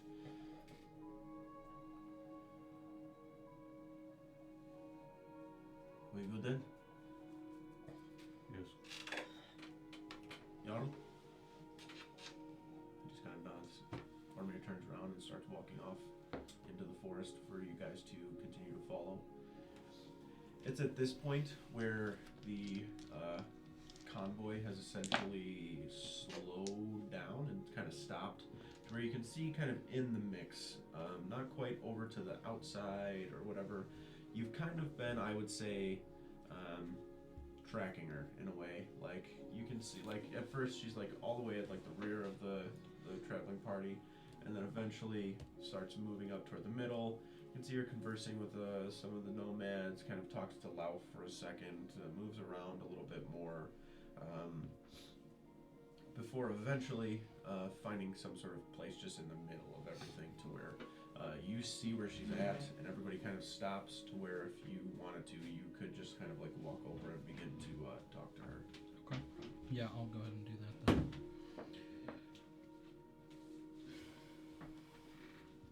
So I'll just approach and. Did you get my letter? She kind of like turns around and looks. Hello. Kind of looking for a moment. I think in the moonlight too. I don't think Steiner would even know that he's doing this, but his face hasn't quite changed, but his eyes are no longer gray right now. They're like the normal brown, almost golden color from his other appearance. And I think it's only very brief. He just kind of looks and gives his usual smile, and then when he blinks and looks again, it's the gray. At that point, as she's kind of like looking, your eyes, you have the same kind of like, tattoos around your eyes. Kind of looks at the, the staff that you're holding, the clothing that you're wearing. Steiner? Yeah, At that point, she just kind of like jolts forward and puts her arms around you very quickly. I'll embrace as well. I thought you were dead when I didn't see you, and I'd assumed that you would have been here, and then I didn't ask because I didn't want anybody to tell me for it to be true. I thought you were dead. I'm really glad to see you again. Yeah, a lot of things happened. This happened when the Hjalfgar first attacked us. I was caught out and hit by a couple of arrows, and everything went dark, and I woke up like this. I wrote you a letter, but I don't think you got it, and I'll actually pull out like a draft copy of the letter that I wrote, and I'll hand it to her. I'm glad you're here. I'm glad you're okay. Did you lose anybody? And just those that stayed behind.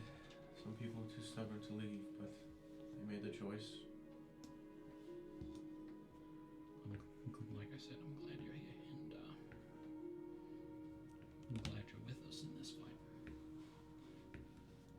Depending on how all of this goes, I'll probably be in Skolovik for a lot longer, so you'll be seeing a lot more of me.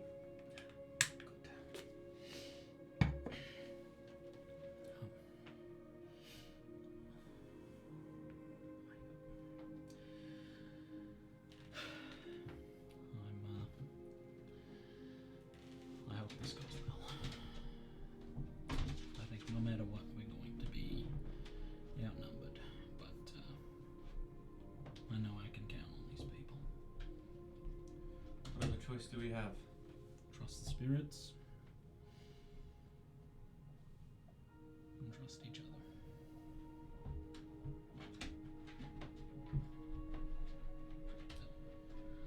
You can definitely see a lot of hesitation, like in kind of weird, not like weird looks, but like she's definitely still not,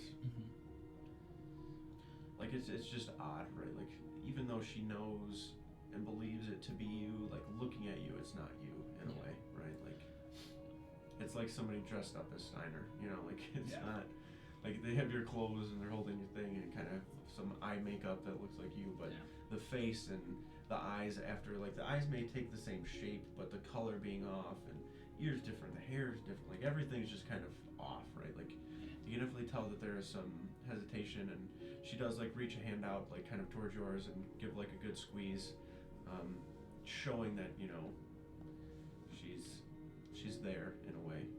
She believes you, she believes it to be you. You mind if I walk with you? I prefer it. Alright. I know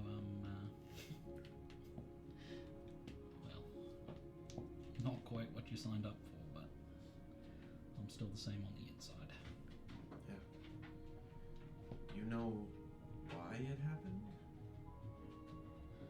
No, I'm not sure. It's Get out of here. from what Voktash said, I went down, and then when he ran over to me, I was like this. My face had changed, my skin had changed, hell, even my voice had changed. I tried asking the seer for help, but I got the same usual vagaries that she always gives. I'd love to spend more time looking into it, but we don't exactly have time at the moment. And I've been having some strange dreams, and I'm wondering if they're related to it. Visions of other places and strange flora and fauna and a strange sky that I don't even recognize.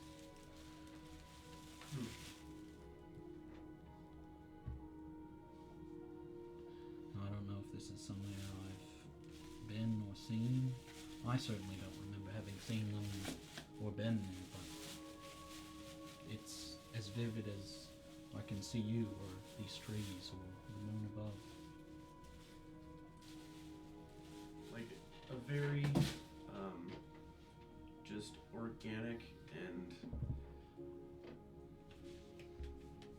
like this like grin that comes over her face as she's just kind of like sitting here like listening to you saying all of this, appearing to be not I wouldn't say like off put or like none of it seems to be like distancing her by any means. It just she's just like immediately like this smile of like, well, there's always been something just odd about you that I think has drawn me in your direction. Well, There's definitely something in store for you, and the spirits surround you in ways that I've never seen before. And I do believe that there is something written for the two of us with Kurth and Stria, and even this strange thing that has fallen upon you now. It's all for some sort of purpose. I think that's what I have been telling myself is there's some sort of reason for it, and as much as it is a terrible thing to lose your home, I'm glad the spirits have reconnected us. Just glad you're alive. I thought for sure you were dead. I'm glad to be alive too. Well, there was a strange part of me that felt like you were dead.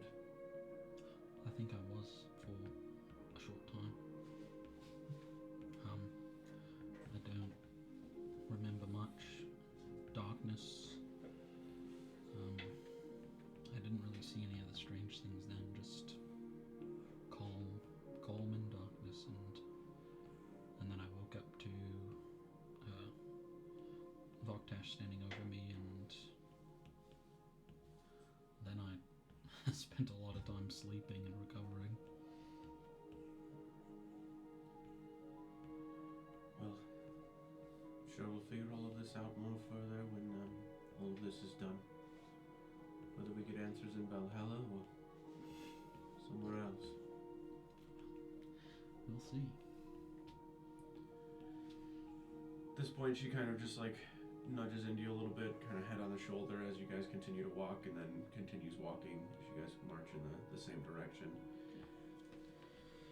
About maybe 4 or 5 more hours of travel. I'd say actually even pushing more towards 6.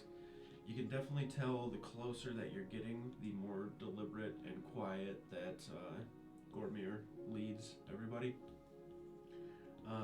You can feel the trees kind of open up a little bit, and you really only, it's more or less seeing it than feeling it, or sorry, rather, it's more feeling it than seeing it. Like, before feeling so, like, cramped in every lane of travel that there is throughout the forest, everything starts to kind of open up a little bit to where you don't feel so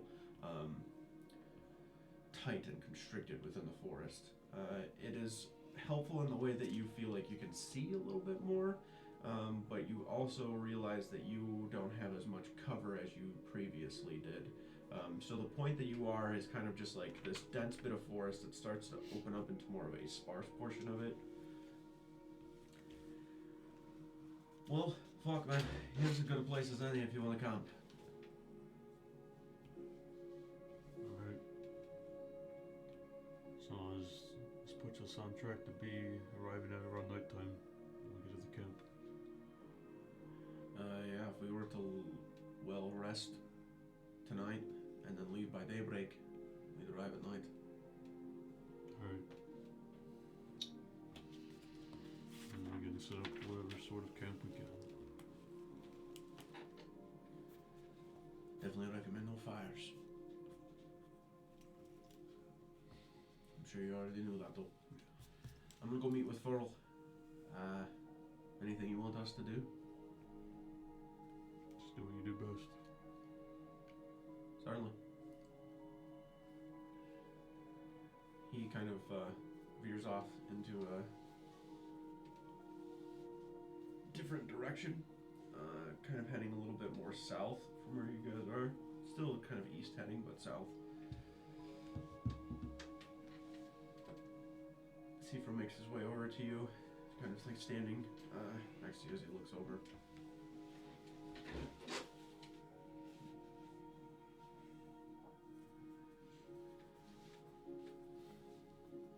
You have some good friends. Yeah, known them for a while. Gormir specifically. I found him when he was, well, rather he found me. Just out on the road, traveling. And he's definitely an abrasive man, but he's a good Viking. He's traveled to a lot of places. Something always brings him back over here. We can trust them.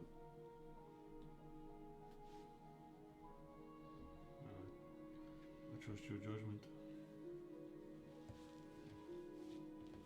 Sure, after this, if they get tired of roaming, I'm sure they can settle down in Skolovik.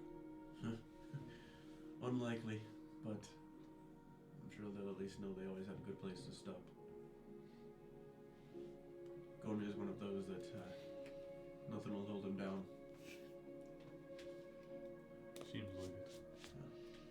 But you'll also find very few people who have much respect for, well, as much respect as he does for our ways and our culture.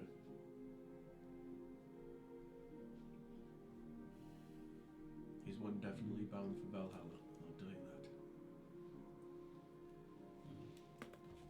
Spirits follow him throughout his whole journey throughout Midgard. Wherever he goes. They will. Big day tomorrow, okay? Should get some rest. I'll see what I can do. He just kind of takes his hand over, kind of taps at your chest as he's walking in the other direction.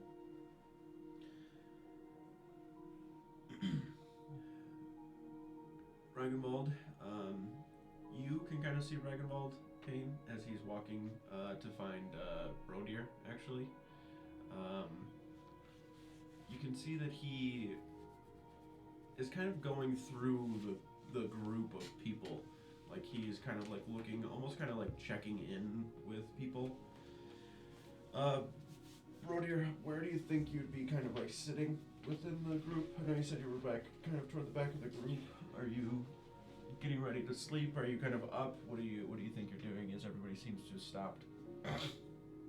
Probably getting ready to sleep. Okay. You amongst everybody else are not a hard individual to find. You find maybe like a clearing on the ground. Even though you can handle the cold decently enough, it's frigid. The ground itself is like ice, basically. So you find yourself having some sort of like bedroll or thick furs that you have, maybe like a huge pelt that's just kind of like rolled up that you have tied, that you're untying, kind of like rolling outward. I'd say that you're probably like laying down on it, and then as you're sitting there, you watch the Jarl kind of like walk up, and it's just kind of like standing next to you, kind of like looking down. Oh dear, are you awake? Yes, Earl. You kind of sit up a little bit. Over to the side, you can see that there's like a kind of rock that's kind of sitting there.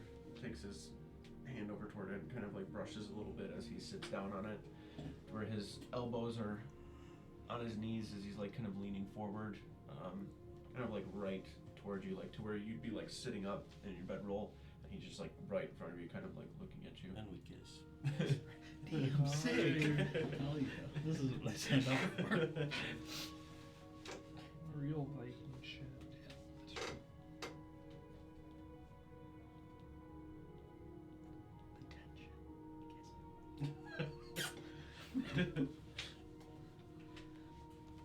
Well, takes these backsies. What happens on Out at War stays You're gonna warm things up. You got room on that belt? Rodeo wants to be with us. I need a big man to throw me tonight. Clip. Big bear.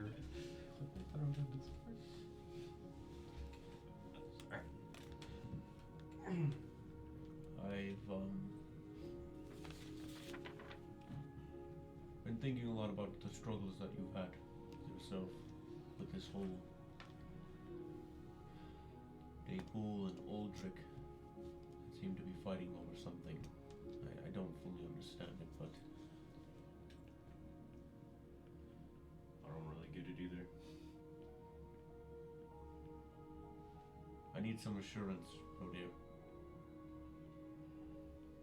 Whatever that thing was that you had turned into within that long hall, whatever that is, you keep that buried.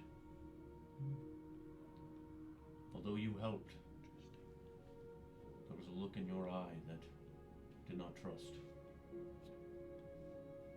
One that is even hard as I tried to trust, I couldn't.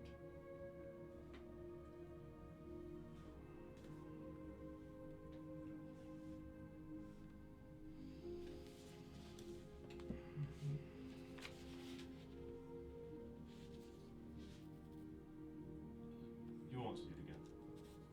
I promise you. I've said one wrong glance or movement from you, I will cut you down. I need to look out for all of my people. And that thing that you had turned into, that enormous wolf creature, was strong. I could see it. I watched you tear many of those Helfgar limb from limb.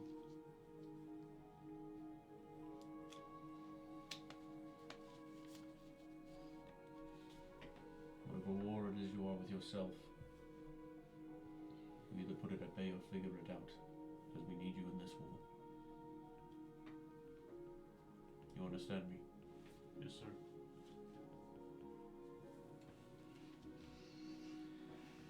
He stands up, kind of putting his hand on your shoulder.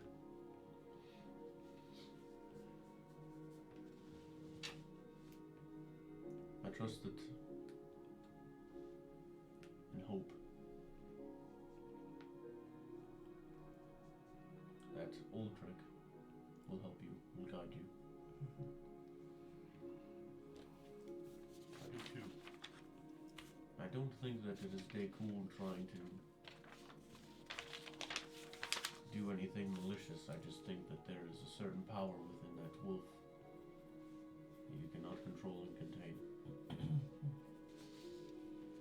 I'm sure you don't fully know everything, but you can feel it. Yeah. Get some rest. I'll try. You too.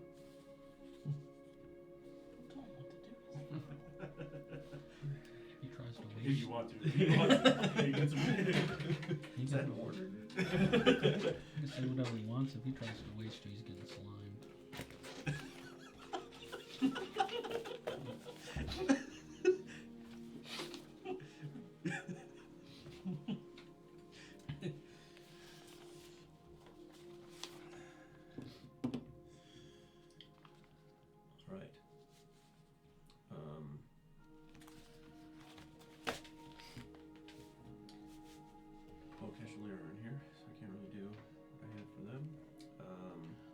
think maybe as people are winding down, I'd probably just gather around some people and maybe we play a couple games of deceit.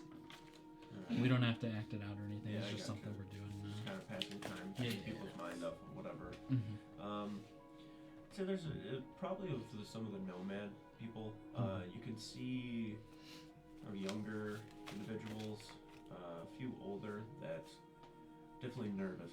You know, like it's cold. They don't seem to be trying to like sleep. Their eyes are a little bit wide. Their heads darting around. You kind of find your way over to them and begin to try to like play and like calm them a little bit, and do so successfully. Like you kind of take their mind off of things for a minute.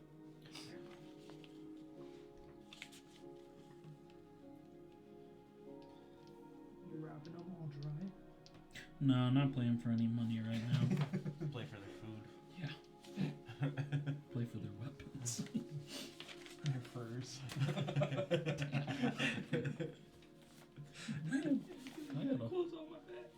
I got a whole bed of furs I'm sleeping on tonight. Kane, make a perception check, please.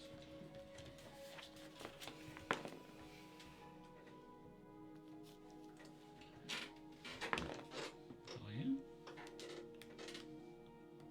23. 23. You think you want a D4 for that?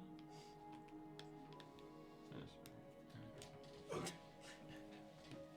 So as you are winding down, what would you say that you probably are doing, like as the night's kind of ending in a way?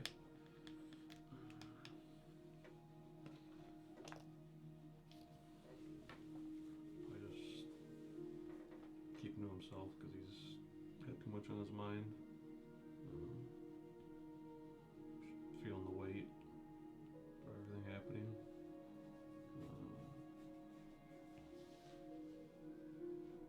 I'd probably take a spot a little away from some people. He's not like right in the crowd of everyone. But probably like lean up against like a dead tree or something, or just like kind of staring out, hoping everything's gonna be all right.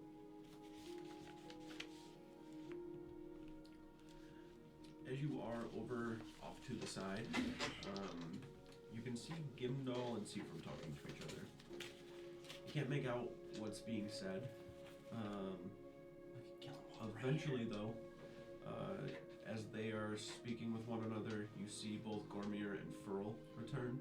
This is probably 2 hours or so after you guys had started setting up camp and were like just set up relaxing. So, you know, maybe 3 or so hours had passed.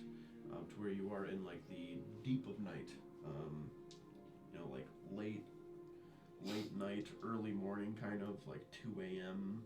time frame. The two of them, as they approach Gimdall and Seafram, you can see Gimdall is basically talking and like looking at each of them, kind of putting his hand out, his head moving in each of their directions. Eventually, you watch both Seafram and Furl begin walking away, heading east, essentially, toward the direction of the camp that you kind of like have a general idea of where you think it is about. And then Gimdall and Gormier start walking back toward the actual camp itself, where you can see each of them find rest in certain spots, and you begin looking and scanning over the entirety of the group, and you can see everybody is basically laying down, resting, finding somewhere to sleep. You even see the Jarl has like a kind of thick bedroll that he lays down on the ground and just kind of like lays back. Has some sort of other fur that he pulls up over him and is just like laying there. And you can see like where he's laying, there is like Thorsten is kind of on the ground, laying down around there as well. You can see random other people, and Gimdall finds himself kind of laying in that area as well, to where like the Jarl's kind of surrounded, you know, like there's not just like him and then a bunch of like empty space on the outskirts. A few people are just kind of like up looking around, and you can see Gimdall as he's even in his spot, he's just kind of like up looking about. Eventually, as you're scanning everything, you feel your eyes getting a little bit heavy. They kind of close a little bit. And then before you know it, you can feel the sunlight on your eyelids causing them to open. You can feel the kind of warmth of the sun in the morning, but there's still just like this chill across your body that you can't quite shake. But that warm sun against your skin is inviting. You look around and can see a few people still resting. You can look around and you can see some people that are up, moving around. I'd say your group of people probably sleep the least. You guys, not quite as much as Kane would have, but you guys definitely have some stress on your shoulders and know that you're going to be carrying a pretty heavy burden. You've just kind of become this little war band of individuals that are looked upon when shit goes south to fix a problem. Because you just kind of put yourselves in a position when you had first gone and successfully done so, and then just time after time again, even with fucking up. some. That's right. You're up though, ready to kind of begin the day. You can see people. During the night, Rodir would meditate, probably. Okay.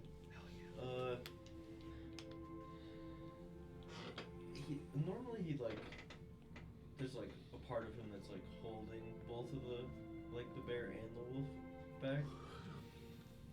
But while he's meditating, he's just gonna let the bear take over. Like he's not gonna hold it back. He turns into the bear, whatever, but he's just gonna accept it. Or try to. I don't know if he's just gonna be able to. Roll a d20 for me. Can I have random advantage? 4. Can I give him a D4 from Ben Luck? Do you need to see him or anything, or is it just Yeah, it says immediately after another creature you can see rolls a D20 for a D20 test. And I did say I was kind of close by, but I don't know how far away I had moved. If not, no big deal. Yeah, I'd say probably not.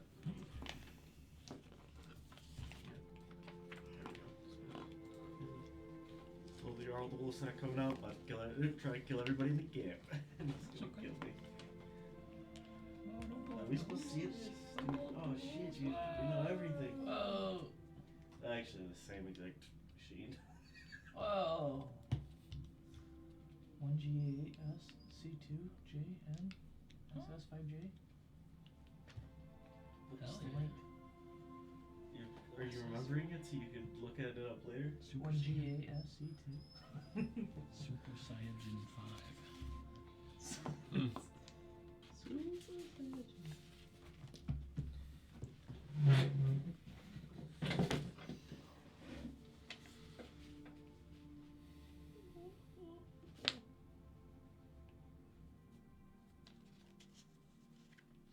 Alright.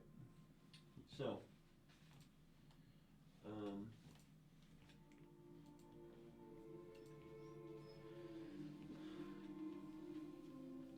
As you begin to try to relax and meditate, you've definitely found that it's something that you are finding a lot of comfort in lately.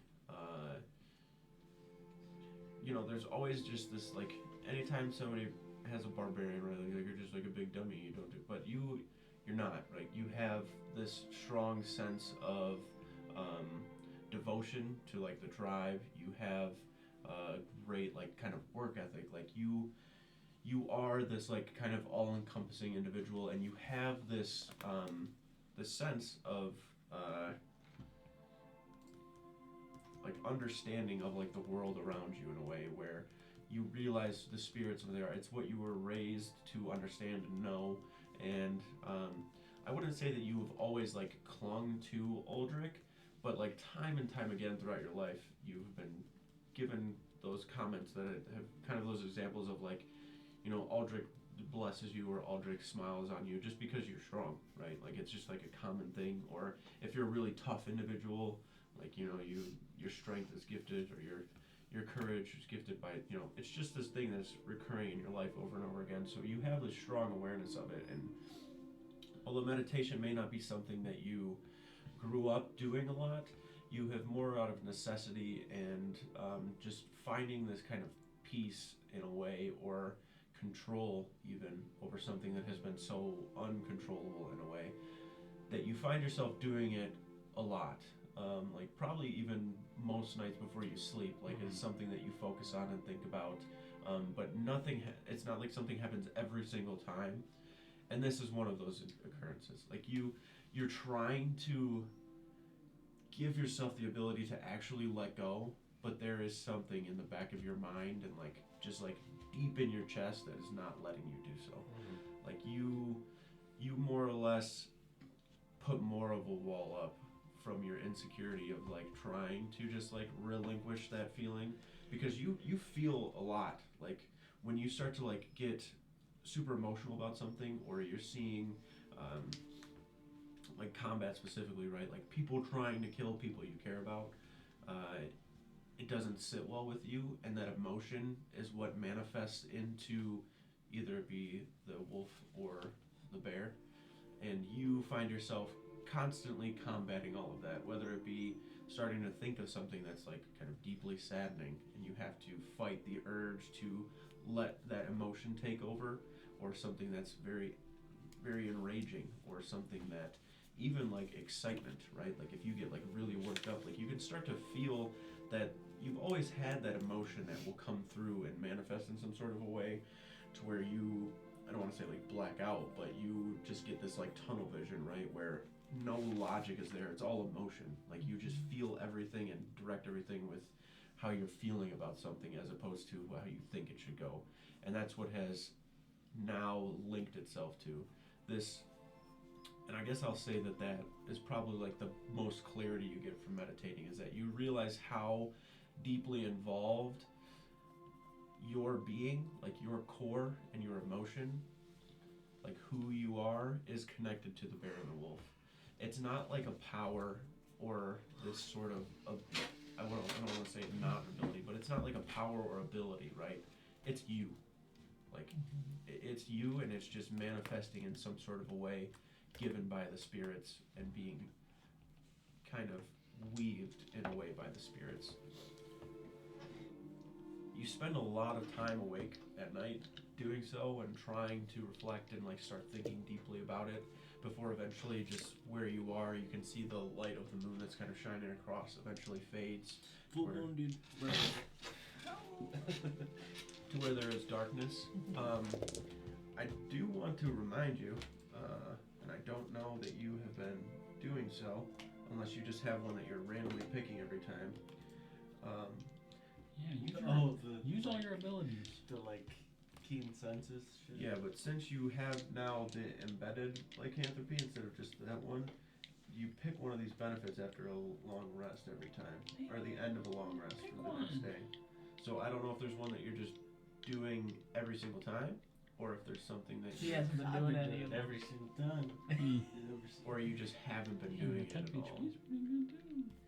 Movement speed. I already give myself 10. Movement speed pretty good. Yeah, movement speed's pretty good. This is your character. Don't listen to us. I'll tell you You got some keen move speed. senses too. They're all pretty sick. What's keen senses do? I think you get advantage on perception, or you get a bonus to perception. I believe it's advantage on perception checks relating to Hearing or smell, scent? like scent and sound. I don't know if it's sight. Could just be advantage on perception checks. I don't quite remember. Let's give it a look up on creature. I don't know if keen senses is just a Let's see, check their full index.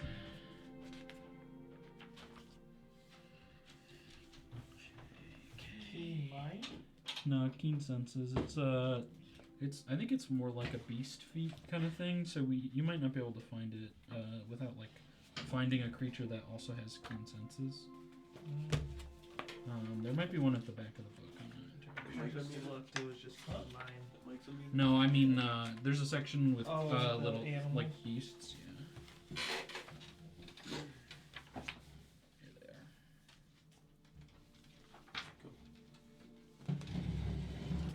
The stream guy, dude. I got that, dude. I got you, man. Here's the stream guy.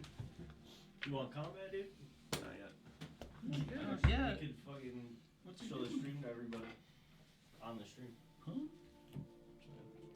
What are you saying?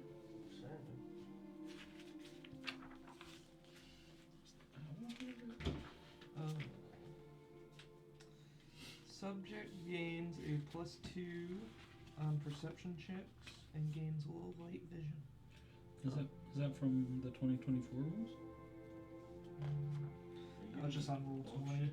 Oh.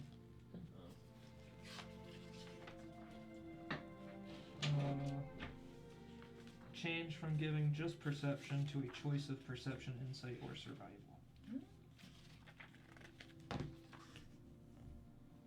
So he gets a choice.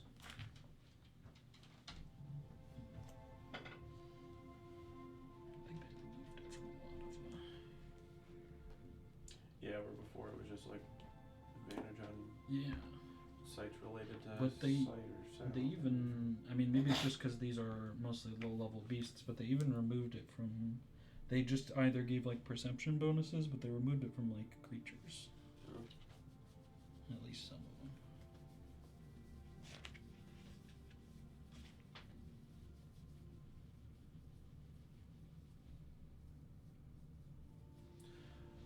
Alright, so at this point, everybody is kind of up, getting ready to begin marching once more. Absolutely nobody is comfortable. Everybody is just perpetually cold right now. Moving helps though, like as you start like moving and walking, marching forward, you warm up a little bit, but then once you start thinking about how cold it is, you're cold again, and then once it's kind of out of your mind, it's just this back and forth, but you can see a lot of people are just kind of up and ready to go, waiting for whatever order or word there may be to start going forward. Can I have this? No.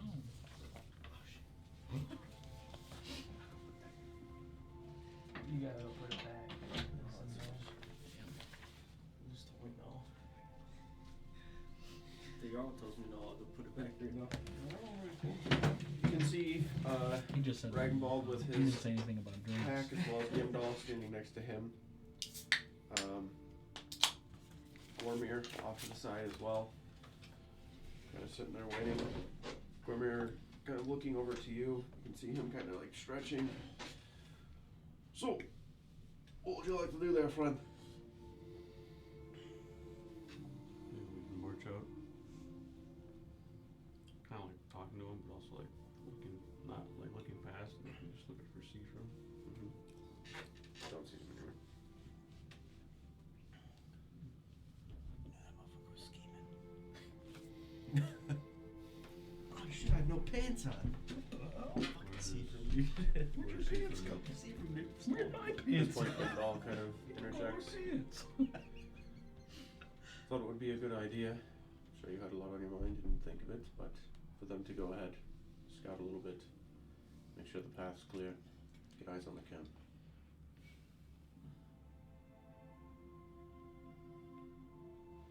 Alright. Well, hopefully we'll run into them soon then. Alright then. Start just walking that way then. I'll try to have a little bit more of a distance on you since it's brighter out. You're able to see me better. If I could get a few people up to the front with me, it'd be a little easier, just in case some shit goes south. What about that big fucker over there? Interesting. Are we nearby this conversation? Yeah. Not big. Can I make another insight Tiny. check? Yep. I think Steiner is just a little bit on alert. and finds this kind of suspicious. 13, 16.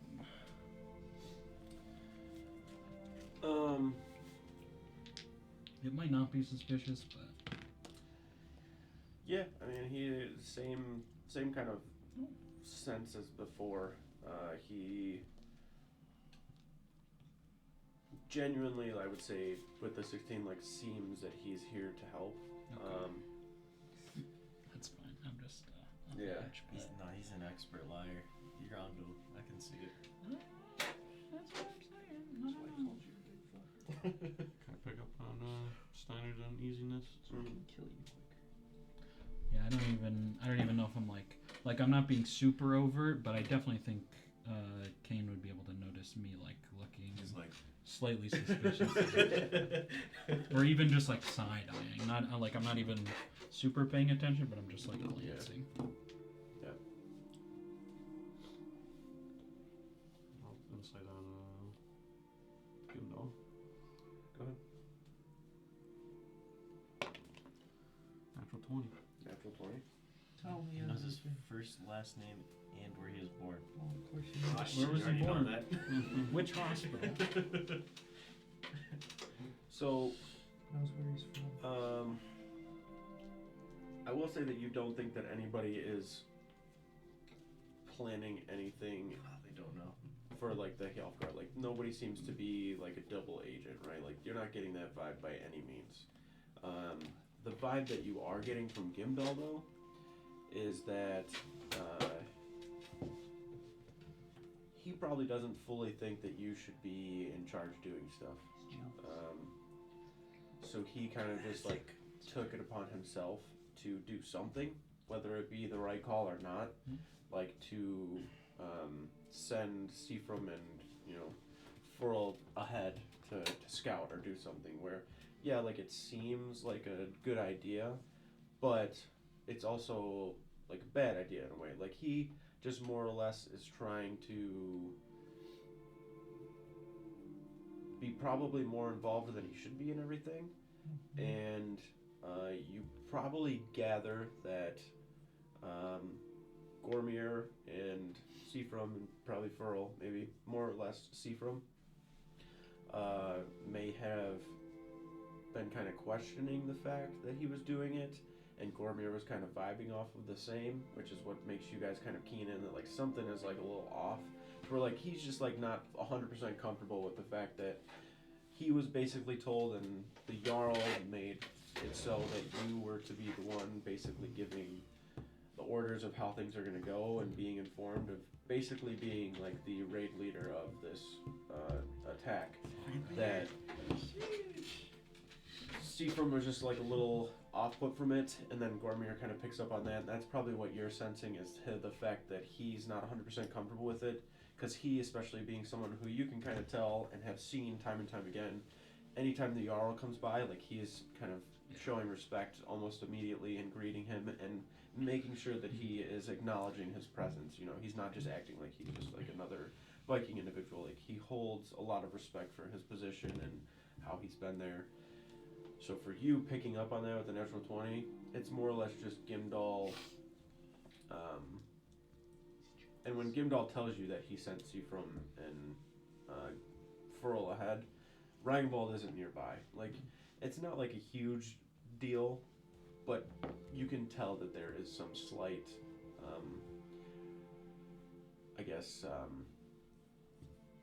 what would you call that? He doesn't fully trust your abilities to lead this, so he's just trying to do like little pieces of things like here and there. Although it may be helpful in some spots, some of it could be seen in a different light, even with his recommendations for how to attack, but that's different because you were kind of looking for guidance and for input. I think I'll just give kind of Kane like a look of, it's up to you to change his mind. I know you can. You say the word, all six of us might be able to take him, so. That's why I said might. I'm leaning on the side of him killing all of us. Still be close.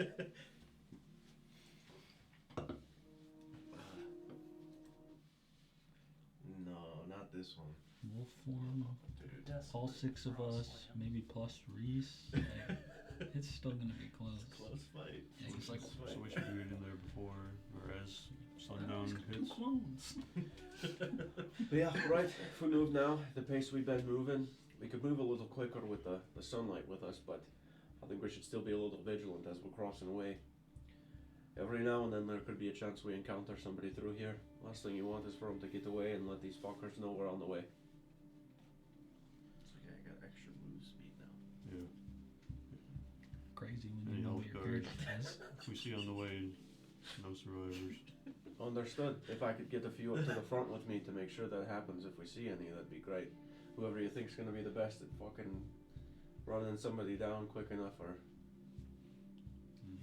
getting them. Doesn't matter how many, whoever you think. I got my I'll running take shoes fucking on 10 today, people that's up all there, I'm doesn't saying. matter to Have me. you seen him lace up his new running shoes? Got the Nikes on. Sigrid, Carbon plated soles. think you can go ahead. Can do that. Take whoever you trust with you. Just no one's. I would bring Lyra personally. Yeah. If you want somebody to run somebody down quick, she'll do it. I would also say, Leroy, you as well. Alright. She starts kind of walking forward. Wanna come up? I guess so. Just in case something. Call out And usually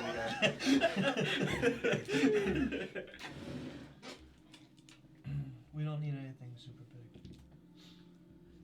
If we need to get stealthy, we can get stealthy. Just let me know. Very good. Him Our too. kill team up here.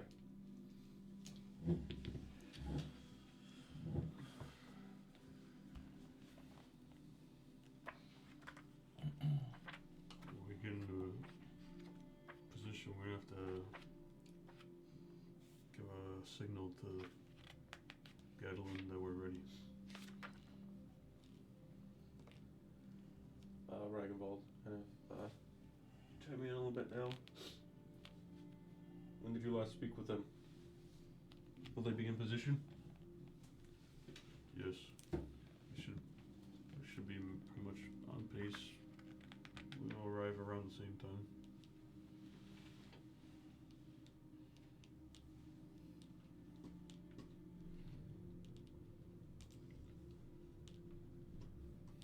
Haven't heard from anything yet, so hopefully they have not encountered anything that would set them back too far. Alright. Follow you. I have one last message to send to them before we'll be fighting. Alright. Spirits be with us.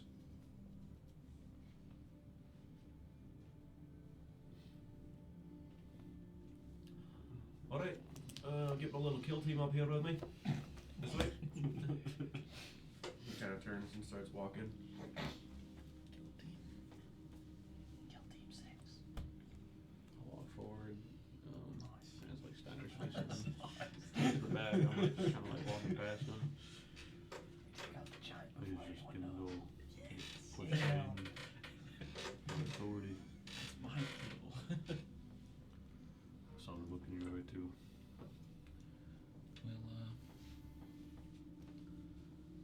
Well, I'm not gonna. You know how to lead, and I think these guys just need you to show a little bit more force. Fucking Jim Dale, dude.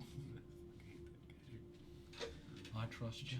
Whatever you tell me to do, I'll do, and I think they do as well. But no problem with being loud and in charge. That's you to a T. I just don't want to get into all the do something irrational, trying to be the one in charge and get people killed. And then pin it on me. Well,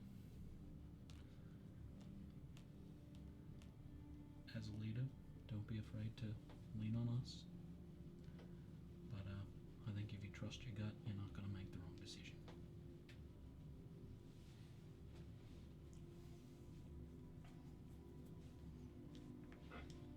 Hand on the shoulder. I'll give him a pat on the back, too. Push forward. Alright, quick conversation you guys kind of have gives the four that start moving out in front of you a little bit more time to do so. They probably gain a good, I don't know, I'd say 150, 200 feet of distance. Turns quickly into maybe 250, 300 or so feet. Where you're seeing them up in the distance and you know the direction you have to travel. You can also see the very clear footprints kind of heading off in that direction. Every now and then you might lose a glimpse of like one or two of them in the tree lines, but the forest that you kind of found yourself in now is you could feel how high up you were kind of getting as you were going. Like when you're on the river on the other side, like from Skalovik, and you look across, you can see like kind of like the hills and everything behind, like the backdrop. You know, even like looking north, like the very, very far distant silhouettes on a clear day of the Fjallheim. Like you can kind of see how the landscape is, so you understand it. And you see it getting to a certain point, but you've never seen the other side, right? Like once it gets to that hill and then starts to slowly possibly go down into these valleys, or if it's like a field that's up on a hill, whatever it may be, you don't really know because you haven't quite put eyes on it or seen it yet. Which to you is probably something you're thinking of in the back of your mind of like, once you see the camp, probably getting a good idea and then hitting it a certain way or whatever it may be. Totally up to you, whatever. But nonetheless, you don't really 100% know what it is you're getting into quite yet. You know that there is some sort of a camp in an open snowy field right now, and that's basically what you have. Regardless of very many possible obstacles or variances of things or scenarios, in essence it is an open field with two sides of it that you're going to hit. It's pretty straightforward. If there are certain things where you have to adjust, you know that you will, but you know like at the root of it, regardless of what it is, the core of that plan is going to be hitting it from two different sides, right? So you're not really being too, which is probably a good thing, too particular on the exact details of like your game plan, right? Like you're leaving room for flexibility in a way. So the further that you start traversing through here and you're looking at the landscape, the trees are spread further apart. The hill itself is not so drastic, like kind of going up, but you can see kind of off in the distance where like the canopy is, like of the trees, where you find these like breaks in the tree where you can actually see the heights of them, where there is like kind of like flat, but then there is another spot that seems to kind of go up and then drop down once more. As we're walking, I'd send my message to Boar. Okay. Boar, we're almost there. We're our half day's out or so still. We should be arriving right before sundown. We'll give you a signal when it's time to go. You're going to be coming in from the north and we'll be coming in from the west. We don't want them to escape towards our villages or towards their main camp.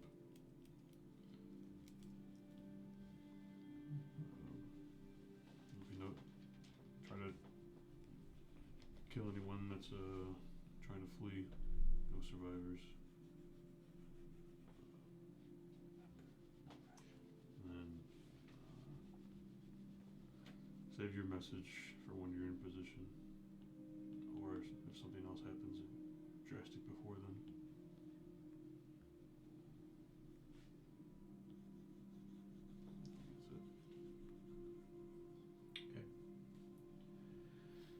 Alright, and you begin traveling.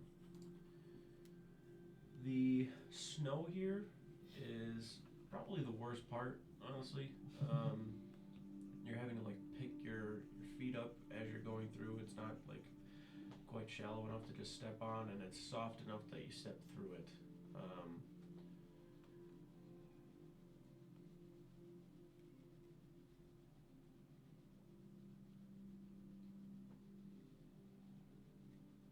So this being like your actual second day of travel with the whole, well, third day altogether, right? Like about a day or so to get down the river, and then you're traveling at night, like pretty deep, about, you know, half a day or so in, little further actually, to where you're now roughly about a day away from where you need to be, like of travel, like, well, half a day. By the time you get to where you need to be, it'll be nighttime and you'll be on the camp essentially, right? To where you can see it. So you can feel the stress and the fatigue of the journey. You can feel all of the momentum of everything building, right? Like the closer that you get, the more that you can feel how real everything is. You're a little bit more on edge as well, right? Like little sounds that you hear, even the eerie silence that you find, you're finding your head darting around, kind of looking. You know that you're getting closer to being where their camp is, so the closer you're getting to them, the higher the chance of there being some sort of Hjálpgar around. You were told that they are typically just kind of out walking around, patrolling during the day. So you're a little bit more on edge. You're kind of ready to look and take care of any problems that may arise on your way. Saying so, as you continue to travel, you don't really find, well, specifically this is what I'll say. As you're traveling, is there anything specifically that anybody is doing? I don't want to like lead anybody in any sort of directions to do anything, but if there's certain things you're looking for or trying to do or being a certain way or whatever it is you may want to be doing. I'm going to do two things. I'm going to be keeping my eye out for a herb that I found previously, hearth petal, which tends to grow in the winter. And I'll just keep my eyes out kind of at the bases of trees. And then I'm also going to keep my eye out for seafood. Okay, so I will have you actually roll 2 perception checks. Okay. First one will be for the herb, the second one will be for Seafrom. God, my perception is so bad. 9 for the herb.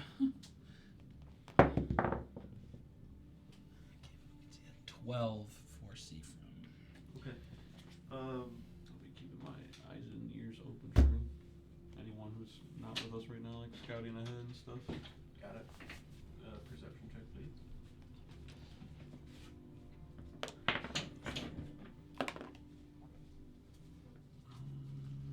Just a 10. 10? Okay. Is there anything specifically that you're doing while like traveling right now? I was just saying, because I'm not trying to like lead anybody in any sort of certain directions, like if there's certain things you're looking for, Just trying to do or, something that I don't know what I'm supposed to do. What are you gonna do? What's he leading you to Whatever do? you're thinking I should do, I'm gonna do that. I didn't even think We're of just that. on the kill team. I'm just rolling with the kill team, dude. Kill Kill team himself, 6. or is that what they got for all? Roll with the kill ourselves team. That might be the whole squad. We'll see. You don't find Yeah. any of the hearth petal. That's okay. There is such a heavy blanket of snow Pretty that deep in it's here. it's probably buried if it's there, right? And even the trees, you know specifically, there's not really a lot of stuff that will grow on a pine tree just because of how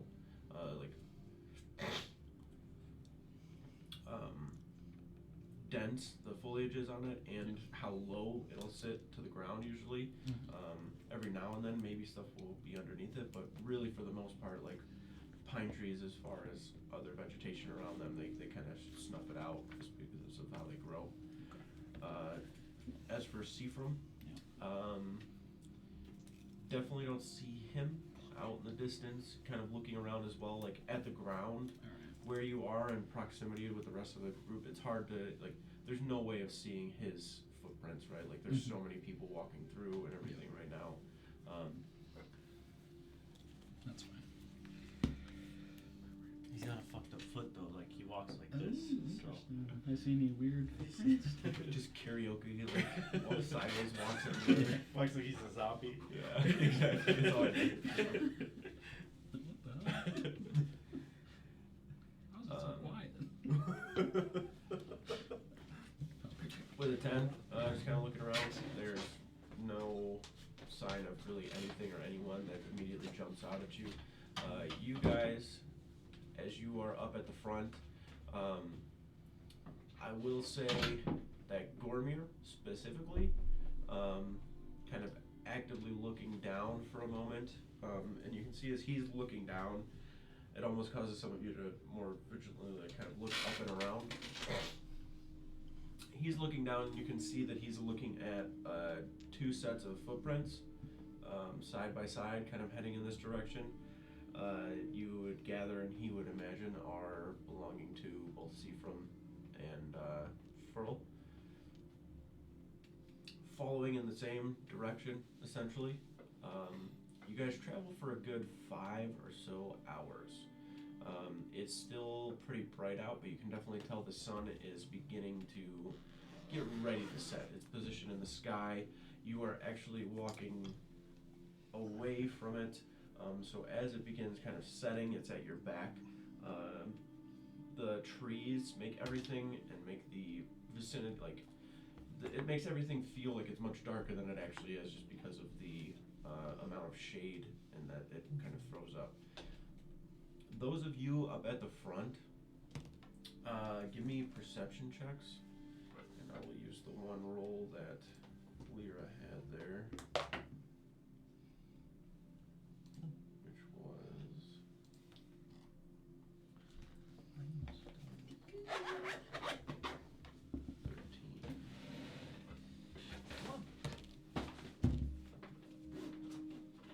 I'm gonna die today. Whether it's in game or no, that's to be seen. What'd you get? A 9. If I keep at this pace though, I went from a 4 to an 8. Next roll's gotta be a 12. I got a 27. 27? Okay. You only got 20 more than what I rolled. Well, I got my perception is plus 2. Mine's plus 1, so maybe that makes sense. Okay, so you guys up at the front, you're basically following those footprints off toward where Seafrom and Furl had gone up to. As I said, you probably traveled at this point about 6 or so hours. Should be getting pretty close to Seafrom and Furl here soon. Just keep your eyes out for them. They'll probably see us before we see them though. Eventually, just to kind of move ahead past this little part, they do meet back up with you guys. You can see them kind of tucked over into a denser part of the forest, like where some pine trees and stuff are. As you see them and are kind of approaching them, Sigrid, you kind of pick up on it before anybody. You can see Seafrom kind of like leaning up over against the tree, and he kind of like puts his hand like up, like towards you, like as he's putting his hand up towards you.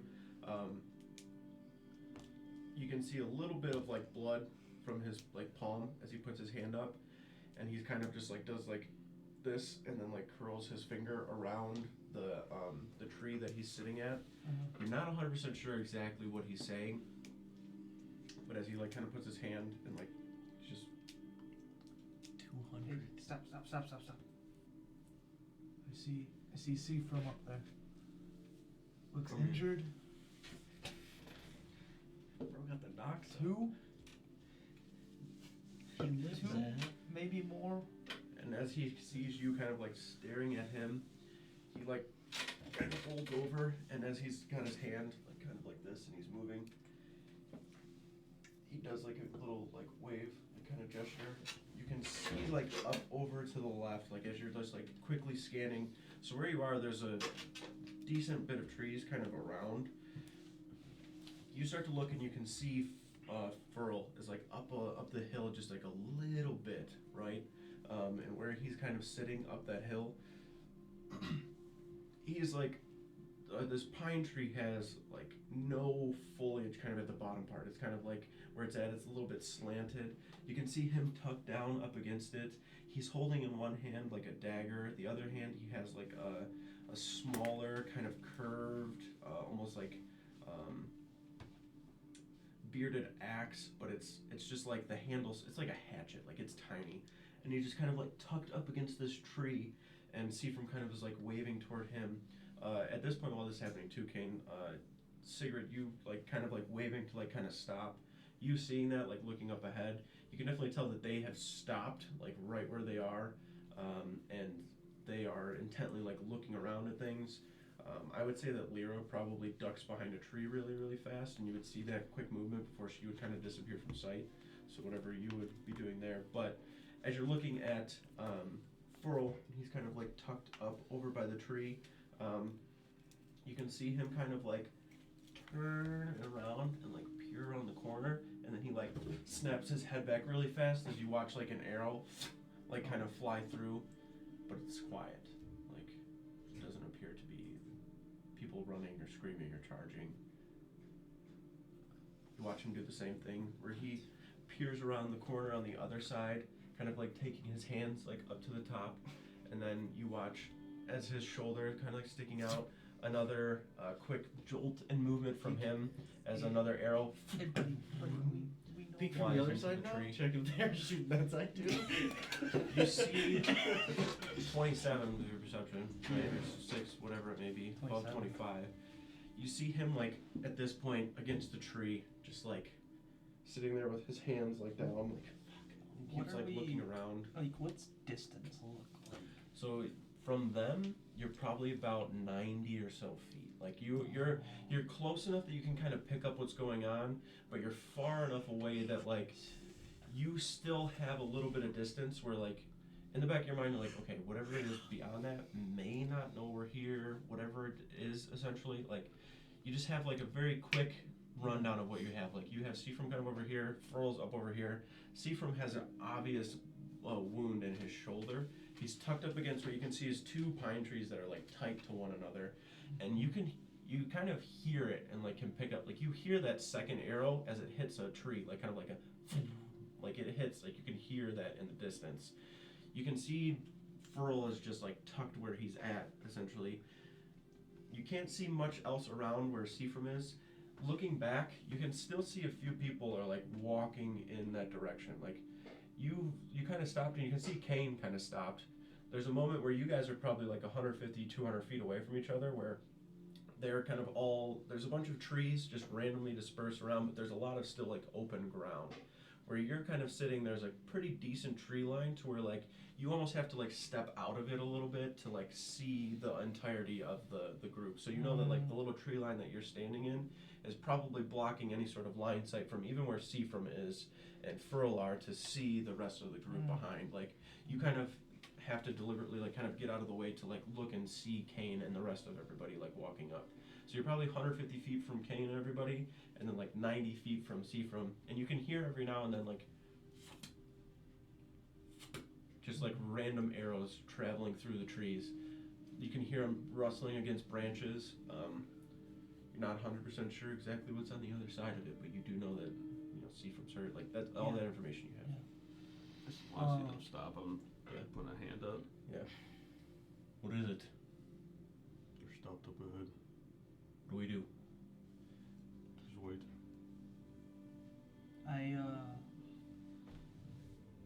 I kind of take a look back while I'm trying not like watching everything that's At that going point, on the to two of see. you probably like lock eyes and see. And then if we see each other, I'm just gonna go like this. And as I go like this, I also have a like a rune shard in my hand. I'm just gonna break, and I'm gonna cast Pass Without a Trace in a 30-foot radius around me and whoever else is around me. There should be the 4 of us. Yep. Kill squad. And I kind of look over, can probably tell Lyra is somewhat close, like by us. Yeah, she's maybe like 10 feet over to your right behind a tree, just kind of like looking. She's tucked up to where like anything on that side's not seeing her, but she got her head out a little bit to where she's like looking and you can kind of see where her head is. Yeah, I'm just gonna say, we're gonna go after Seafrom. You take the other. She starts to whip around the other side. And then, we. I'm ready for this roll. Her first stealth check with the 10 is a 36, so she Okay. just disappears. You can actually see Lyra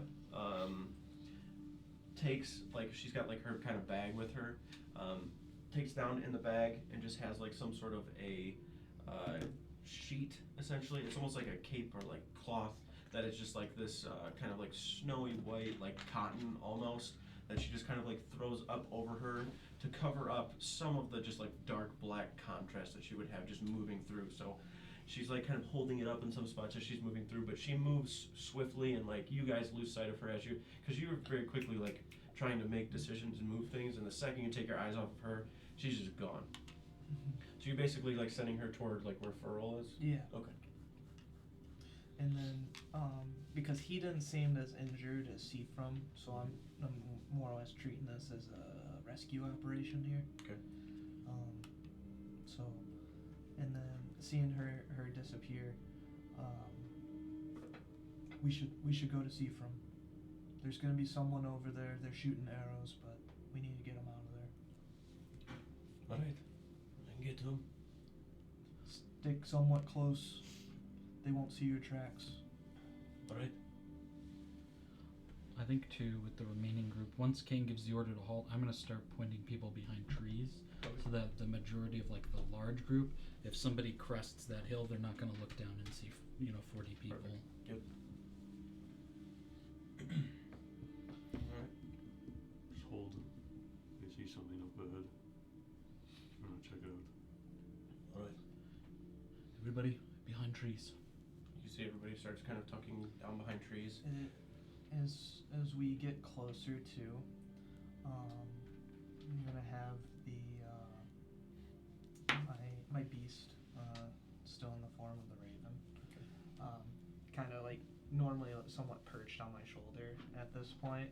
I kind of just throw it off and almost like it knows to like fly around, almost to form a distraction of some sort. Okay. Take their eyes off of whatever they're trying to shoot at and be like, what's that over there? Got it.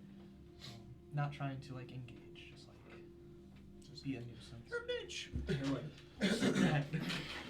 Fucking bird, dude. And you guys are kind of sneaking up? Or you just do pass without trace just to hide the footprints?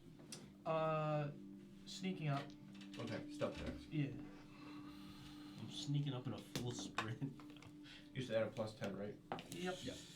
Plus your modifier. Right. Oh, fucking, I'm gone, baby. Are you? I'm gone, dude. You can't even see me, dude. No. Right, that makes Gormir's a 38. Okay. 32. That's pretty okay. I got a 32 as well. None of us can see each other. You're just like looking So around. as you are Where is everyone? as you are moving up, right? We're all on the shadow Um, plane. We can all see each other. You guys are moving kind of like with good purpose, but like you're getting up basically behind a tree, and like as you're there, you're kind of ducked behind it, like looking a little bit around the corners of it. You're moving from tree to tree. You're trying to like look in the distance as well at the same time. Yep. Once your crow like goes off to the side and starts flying, or raven, starts flying off to the side, like away out of the tree line to like go up. You use that opportunity, unknowing if it's actually causing a distraction or what it's doing. You just use that moment to like push forward and get up maybe like 4 or 5 trees to where you're 45 feet or so away from Seafrom at this point. Bro, you're like barreling up, like getting behind trees. You're finding like big pine trees that you can kind of duck behind. You guys are hearing still like random just like just arrows randomly flying through to where you might just randomly get tapped with one, but like the branches are killing them. Like as long as you're staying kind of good behind the trees, like you. If we're getting closer to, Mhm. I'm gonna sit back a little bit and let the bigger guys go ahead Mhm. to get him, and I'm gonna try to pinpoint where these might be coming from. Tree to tree, like jumping up and through. You look over to the left, and as you're like kind of ducked down and kind of look over, you guys are staying within about 20 or so feet of one another. Lyra has kind of broken off from that just to get over to where Furl is. You can see where Lyra has gone to, so Furl is kind of pinned where he's at. Like this pine tree that he's sitting by, where most of the foliage on the bottom part is kind of broken off, so it's like just like the why can't I think of the fucking Trunk? like the trunk of the tree, thank you. Sorry, can we say that Lyra linked us us three Oh, to her? For the day. Yeah. Or at least one of us. When you gets did one like the thing. kill team, Mm-hmm. I'd say that Or would, like that right would make when we sense. like we ran Even into in this. the kill team. Is it a D8? For how long it lasts, yeah. Yeah. How many hours? 7. 7, okay. Forget. So it's you guys and then the 3 together. Thank you for doing that. That Yeah. helped. Once she's over there, it's basically like this kind of mound, right? Rocks, cliff, whatever the fuck it might be. It's covered in snow, but it's causing like the trees here, the walls here, and he's just kind of like pinned against this corner to where like he can kind of peer around the corner of the tree, but it's not good enough for him to like jump over that way. Or if he were to like try to break off, like it's just like a wall that goes out and he has to run that or run across. Like he has no great, like they know the direction he's gonna jump out of, so they have even more of a good shot on him once he gets there. Lyra is probably 15 feet down the hill of that, like behind another tree, like looking up at him. You can hear her in your mind. I can see Furl. He doesn't seem to be hurt, but there's no way I can get to him. He's pinned down. I'm sure if I move, I've heard a couple arrows already. I'll surely be shot. Can we respond to this? You can just communicate like you're talking to him. Okay. I'm just gonna say, hold where you're at. We're gonna get Seafram out of here, and we'll be on our way over. Once you get up, kind of toward where Seafram is, you're essentially like looking out. So I'd say like you are probably a little bit back, right? Maybe like a tree or so, and then up in front you can see Gormir's here on that left, and then Brodier's like up on the right. There's 2 trees there, and then 15 to 20 feet in front of that, being like 30 feet from where Seafram is at an angle, 15 or so feet out in front of where Gormir is, there's like one tree, and then there's just you can start to see it now that you're looking here. There's like this big kind of clearing essentially. You start to kind of like look, and just to paint a better picture really fast, as you're like really intently like looking around, like you're trying to see movement, you're trying to see whatever you can. Make a perception check just to do that. You're gonna need at least a 15. 21. Okay. Yeah. You're not like stepping out around the tree, right? Like there's kind of little gaps in it where you're ducked down, like looking, and you're trying to peer through. You even like almost like lay down in the snow to try to see like footprints. When you duck down like underneath the tree, you can see this blood trail essentially that goes from like in that clearing, like back toward where Seafram is. Like you can see like where he got hit to start. You can also see like an arrow on the ground that he may have foolishly just yanked out of his shoulder. Don't pull it out. He's still kind of sitting there. You can see him just like shaking as he's like holding it, and he's just kind of like sitting there like pointing to the other side. Like obviously you guys know people are shooting arrows, but he's just like trying to like point. But you can see like he's like he's not throwing his shoulder. He's holding the pressure and then like pointing and like rolling in that way. Blood seems like it's kind of pooling pretty good around him. He doesn't appear to be like heavily bleeding out, but he's wounded pretty good. You start to look and you realize like right where you are, the 30 feet between you and him, there are no trees. It's just open space. You start to look at where you are right now, and you can see that like over to the right, like it's not open, but like it kind of can go around, right? Like it's not like to your left though. There's that kind of rock, like hilly face with whatever bullshit. Like you can't really go that way. You may be able to go up and over it, but as you're looking around and you're starting to try to pinpoint where people are, your first instinct once you get to where you are and Lyra starts talking about that, you look up because you're trying to see like that hill that's there. You'd need like climbing equipment to like actually get on top of it. So once you like dart your eyes up there, if anybody was up there, they would have already spotted you and probably been shooting at you. So you look quick and then stop, and then you duck down and you start to look across, and you can see the space between you and Seafrom that's about 30 feet of clear kind of space. That tree that's like 15 feet over to the left from where Dormir is, and then beyond that, there's like 80 or so feet of just this open area that has some like bushes, like a broken down tree. Mm-hmm. And as you're looking at that, probably another 10 feet beyond that, there's like this mound essentially, and you're like looking at it for a second, like it doesn't look natural, right? Like it's like intentionally like pushed up kind of snow, Mm-hmm. and you can see every now and then like a little bit of like a head pops up, and then like nobody's aiming, like they're just quick peeking. like they're Fuck just these going guys, up dude. and shooting an arrow. You see glitching in that bitches. moment, your first instinct when you watch the first guy kind of stand up and shoot. I will also say, looking at the mound really fast, Mm-hmm. it does not appear to be like it was set up, right? Like this isn't like a an outpost or something, right? Like it looks like they may have just stumbled upon each other and they are just out here kind of back and forth, like they're trying to shoot and like kill them. They've got them kind of pinned down, so they're not really like doing much else. In that moment, while you're sitting there kind of like looking, you're looking around, you look to the left, you go that way, okay, you start to see like 3 people that just keep like standing up and like shooting.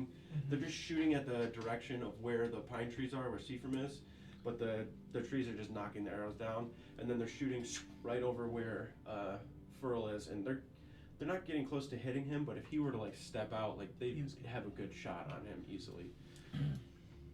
And also for like narrative purposes, right? Like I understand mechanically that you could probably walk out, right, and take a few arrow shots and you're not gonna die. But for this, just for you guys to like understand, like if you get hit with an arrow right now, like I'm doing like triple damage basically. Like if you do it without like starting a combat, like essentially like for you to have the actual feeling like I can't get hit by this arrow, right? Like Brody, you can't just start charging forward and thinking like you could probably be the one to do it. But I'm just saying like You're gonna take a lot of damage. what I'm out of saying that. is like you're taking a shit ton of damage from the arrow shots if you were to get hit from one. Mm-hmm. So like as you're kind of looking at your surroundings and trying to gauge what you can do and what you have, you start to see like as you're looking, one of those people is just like standing up and like starts to like go this way and like out toward the left, like he's up and trying to come around. Like it's obvious because he disappears from sight. Can we see from back where we are these guys kind of moving around and shifting about? They kind of disappeared from sight because they started to get further up. Can we see like Seafrom and everything, or no? No, from where you are, because there's like a tree line before like the little clearing that you're in. But you can pretty obviously see from where you are though, like the footprints and stuff, like the ground that has been furrowed up. Or just It'd have to be through her. Oh, Like she'd have to tell us. I'm pretty sure. okay. Like I'm pretty sure she links all of our minds to her mind. You said I saw 3 people. Yeah, you saw 3, and then you watched one of them just stand up and You start said to walk 3? around. You I said just- there's a clearing, but it also like has like a path that we could like sneak like up. On the right side, yeah, like it's Yeah. still trees and stuff, and it's open. Our But that's right, the their only left? way.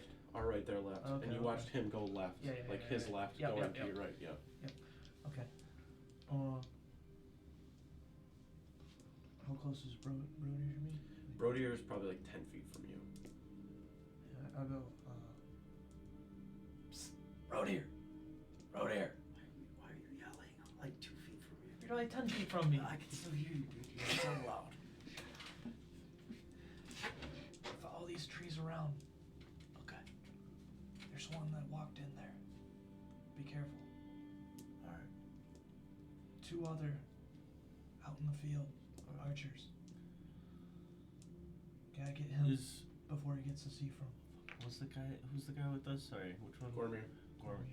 He's close to us, right? Yeah, he's off to your left, like 8 feet or that way, to the other tree that he's sitting behind. When I get over there, do you want to run, try to get to see from? I don't know, these guys seem like pretty decent shots. He's just sitting there holding hand axes, just like Bobby. You can say the word. He's just standing here ready to go, like doing whatever.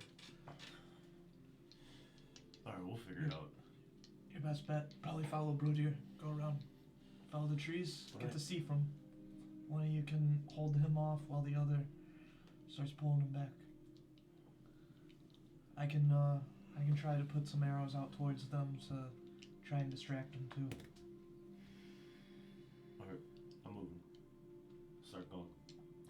And I'll kind of relay like a very cliff-noted version of that to Lyra. Okay. Just Seafram's really hurt. There's 3 archers. One ended up leaving, coming to the tree side, and Brodier and Gormir had quests that way. Alright, if there's an opening, tell me. I'll wave for Earl to see if he'll just run this way. Yeah.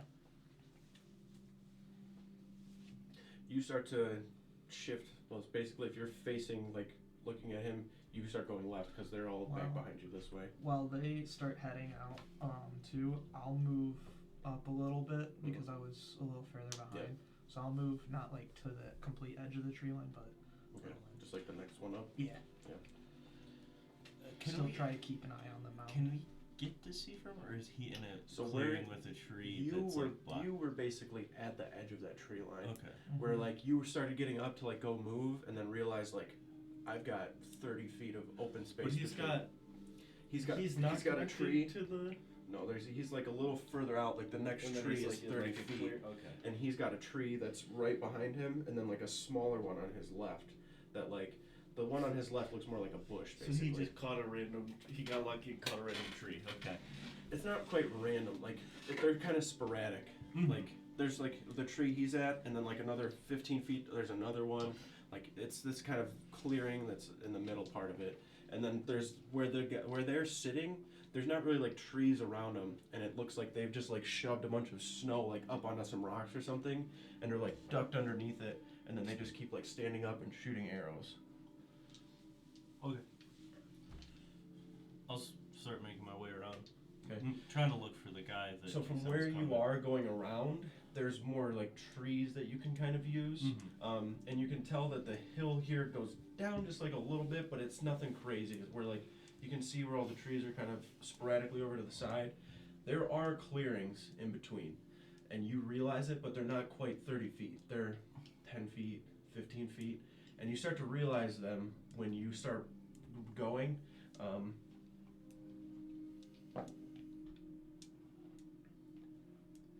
Okay, Do I have so you to have. re-roll my stealth check? Cause I was just trying to see if they would see you, and they okay. not picking up on you. The first roll that you had to make, I'm not going to make you. So you're still within that 20 I was or just so feet. because wouldn't I would leave it though, wouldn't I? Cause Right, so I'm saying the first one within that first 20 feet, like as you're leaving the tree that you're at, being on that edge of like the 20, Sigurd kind of moves up to the next tree to where he's still kind of close enough where you can kind of duck toward the side. You have no footprints or anything behind you. Like you're got a decent bit of trees in front of you. I don't exist. It's Right, you just slink past, and then once you get to this next bit of trees, Gormir is basically like a tree either, back toward the rest of the group from you, out one front, like you guys are within a tree or so of each other each time, and you're moving in such a way that the person over that, you don't know exactly where they are. You didn't see them move, you just got told by Sigurd basically that they're going this way. So if you're going to move forward, you can either just try to run as fast as you can to the next tree, or you can try to sneak and be. So this is what I'm getting at. Like you can see trees that are leading more in a straight path to where you would probably cut the person off, but you have a higher chance of being shot at with arrows. Or you can go the quieter, kind of slower, more indirect path. Okay, so make a stealth check for me then. And I'll do one for me. This one is not at a +10, this will just be a straight roll. When you move to, just make another stealth check for me, just to stay like where you are. Gorman, you're got a 15. I got an 11. 11? Okay. Got a 33. Okay. Fuck you. So Sorry. as you are Came out. moving through the tree, you realize like, okay, like I can go this way, but I'm gonna get shot at probably 4 or 5 times before I get to a good spot. So you just slink back and start curling around in the trees. Some parts of it are a little thicker to where you can kind of pick up the pace, and you guys start kind of moving forward. And you just hear behind you, fucking, I can't wait to see what you can do, brother. And he starts like following, like you as you're running forward. I'm also like keeping an eye out for the guy. that Okay, he was and talking then about. make a perception check for Can me. I see them? You see them for a little bit as they're like kind of behind you, but then they go into a pretty deep thicket of trees that starts to, you can see the trees themselves, like the path that they're going to follow. There's a little clearing off to the back where you're going to see them pop out from once they get to that point. Because I have pretty high even passive perceptions. Okay, yeah, you'll be able to see them pop out. As far as the guy that disappeared went left, Yeah. though, you're not quite sure like where he's at right now. Are they But- still, the other two, are they still taking shots? Do I still hear some shots? Every ringing now and out? then it's really random, just like, Okay. and you, when Would you, I be able to try and take a shot from where I'm at towards their location? Yes. So I'm gonna give. They'll probably have at least half cover, just Even to, because like, they're behind that suppress bank, and like Mhm. you're. Even to like suppress That's them. what that. Yeah, that's what I was thinking. Oh, like as they're you're just as they're moving. Just so that- Something in their direction. If I see them like, obviously give me an open shot, I'll take it. But if I'm just trying to, like, Just, like, if I lock can, 'em down. if I notice them getting somewhat close to see from, Okay. I'm gonna start just throwing arrows out their way so they stop shooting, Okay. and possibly give Lyra a chance to let what's his name Furl run his way. Okay. I got an 18. For 18. Okay. So for you, as you're sitting there, you don't quite have a space in this tree to like just shoot through at anybody. You kind of have to like step out to the side, whether it be you just wanting to like do that or whatever. If you're not trying to like actually hit anybody, I'd say you have the skill enough to be able to just shoot right near where they are. Like you're not having to like fully step out. Like you can kind of just like peek around and shoot an arrow. And you can see as you're doing that, you kind of like let one go. One of them was already kind of standing up, shot over to the side of like where, so he'd be like facing this way, and you're kind of like this way. He just like shoots, kind of ducks down. A little bit after, like when you catch a glimpse of where he's at, you just send an arrow really quick and kind of thuds into there. You can hear, as you're kind of traversing through, everybody that's over here kind of hears. You kind of scared us. Didn't mean to shoot an arrow at you. Maybe we can just stop this and let bygones be bygones. There's a little bit of silence. You guys still kind of moving through. You can see at this point, Brodier, They're like bandits. you can see the other person kind of like sneaking around right now at this point. He's in a little part Do where... Do I get a good look at him? Yeah. Was he like? How's he look? 18 for your perception. Yeah. Long kind of beard, pretty heavy furs. I'm just trying to see if it's Viking on Viking combat right here. You know. It is. We're all Vikings. That is fair. I will say that there are... Maybe a bone cloak. What if he's part of our tribe? He just doesn't know it. He's not. Unlikely. They're just trying to give you false sense, and then find out where you are to shoot What you. if these are my friends? They're not. They're not. They're definitely Elfgar. Treat anyone we come across Honestly. You as an enemy. dressed in heavy furs, kind of a thicker beard, hood from the fur kind of clothing up over the head. Is it a wolf hood? He's in No. They have like Biggest symbols indicator. in the art. Yeah, the biggest indicators that you've seen, they have patches sometimes on the armor. 90% of them have a tattoo on their chest, and then some of the things that they typically carry, and then usually Take your clothes off. their eyes and like Like, their I don't know skin what else is kind of yellow. How's- Their teeth has like a weird stain to it. It's hard to gather all of that from where you are, but they are sneaking around and have an arrow with them, like a bow and arrow, and they're just kind of like. He doesn't think anybody notices that he's done it, so he's not being super sneaky. He's kind of like moving through, kind of gets up in a clearing, like runs up to the next tree, kind of ducks down, and is like looking. He looks back to where you can kind of see, and he's just kind of like moving his hand, and then he like stops it, and then he like looks, and as he looks, you can see he's looking basically in the direction of where Seafram is. You can kind of just see like little bits of like hands moving a little bit. And then eventually, like, one of them does that really quick. While he's moving, I probably whisper to the other guy, you watch that guy. If he gets into range to shoot Seafram, take him out. I'm going to try to get to the other guys. Alright. And I'll try to sneak past that guy and get to the mound. Okay. Sneaking? Gormir is sort of basically set up to where he's now pushed up pretty much parallel with where Seafram is, to where this guy, if he starts to come this way, Gormir's going to be able to jump out and basically go get him from... he's going to probably have to charge at him, but if he stands up to go shoot, like, he's going to take the opportunity. Like, you can kind of gauge really fast. You just kind of duck down, and you're taking, like, a wide path. In order to get to the other people, you kind of have to go like around this guy. Like he's between you and them, essentially. It's not like you can cut out in front of him, you have to go behind him and around him. So as he's kind of like moving up, he doesn't seem to be like looking over to the left at all. Like he's locked in on where Seafram is, and he just keeps like ducking around, moving about. Eventually, you hear another couple arrows coming from, it seems like one of them, and as you hear the first 1, 2, you watch one of the guys just standing up, and he's just like, just sends like 3. You couldn't hit that guy. Right to Yeah, where but like Seafram this. is. At that point, as he's doing it, you can hear those arrows kind of going as well, and just like, it's just like a little like, like kind of flinch, like every time you hear one that goes, just you're just like to be thinking hitting it's gonna me. hit you. The next time he goes for a volley like that, I'm gonna try to go for like an actual shot on him. Oh, okay. Gotcha. So for you, Brodier, you start going around, make another stealth check. This one is gonna be at least, I'm gonna say, like 16 for you. 22. Okay. I'm a ninja. I'm a big ass ninja. How far are we from the camp? Is it still like hours out, or? Yeah, you're still like Okay. a good +4, 5 baby. hours before you even get to the edge of like where the tree line is, probably. Okay. At least from what you were told, engaging kind of This guy thought distance. he was So having you're a a good barbarian, distance not away. a rogue following.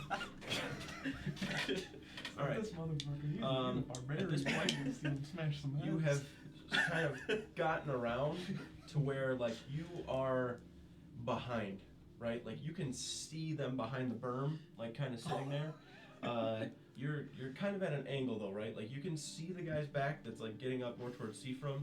You can see like where Gormir was. Like if you were to try to see him, you probably could find him, but at a glance, like he's probably hidden, but can still kind of see. You have snuck around. You had to kind of go down.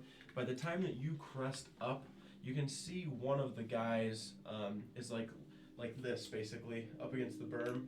You can see him start to like adjust like this, and he starts to peer up and over it. am I?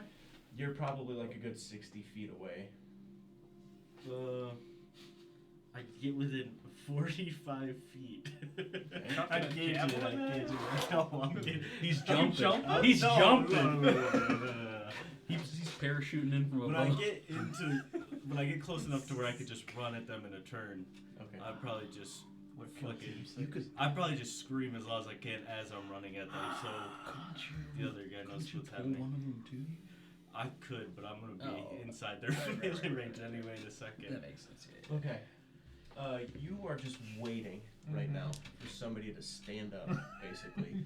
Like, once you see him do like 3 quick ones, like right as he does the second, you're like, fuck, and you get ready to like step out and shoot, and he does the third, and then drops down. You maybe like let an arrow out trying to hit him, and you watch it crest over the berm where it's at.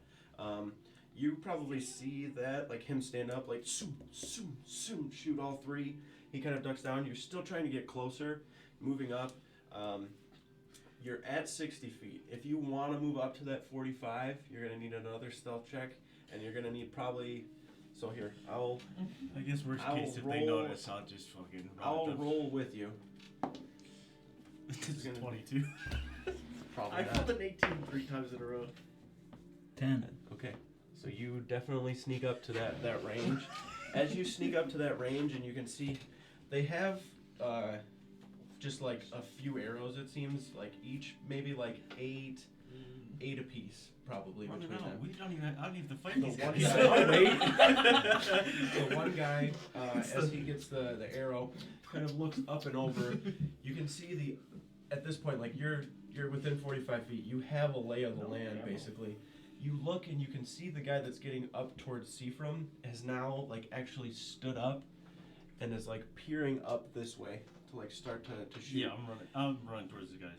You can actually like, you almost have like a quick choice, but you very quickly decide. So as all of this is happening, like this all happens at one time. When that guy stands up to go shoot Seafram, you just hear, "Ah!" as Gormir comes charging out of the tree line with the bow. He's got the bow and he kind of like flinches and then lets one loose toward Gormir, who's charging toward him. At that moment, one of the guys from the bank is like standing up to go shoot at like just randomly at where Seafram is. As he stands up, he's just like you're ready to take a shot at him, basically. Yeah. When that guy's standing up, you actually see an arrow coming basically toward him as you're charging forward, and the guy that's on the ground that's sitting there like is getting ready to like grab an arrow and like sees you like running up because you start charging, grabs an arrow and is like on his side, like flips over and like draws the bow back to try to like take a shot at you. So he's gonna take. While I'm running, I use my bonus action to rage. Okay. I'm just gonna take the shot with the arrow. 11.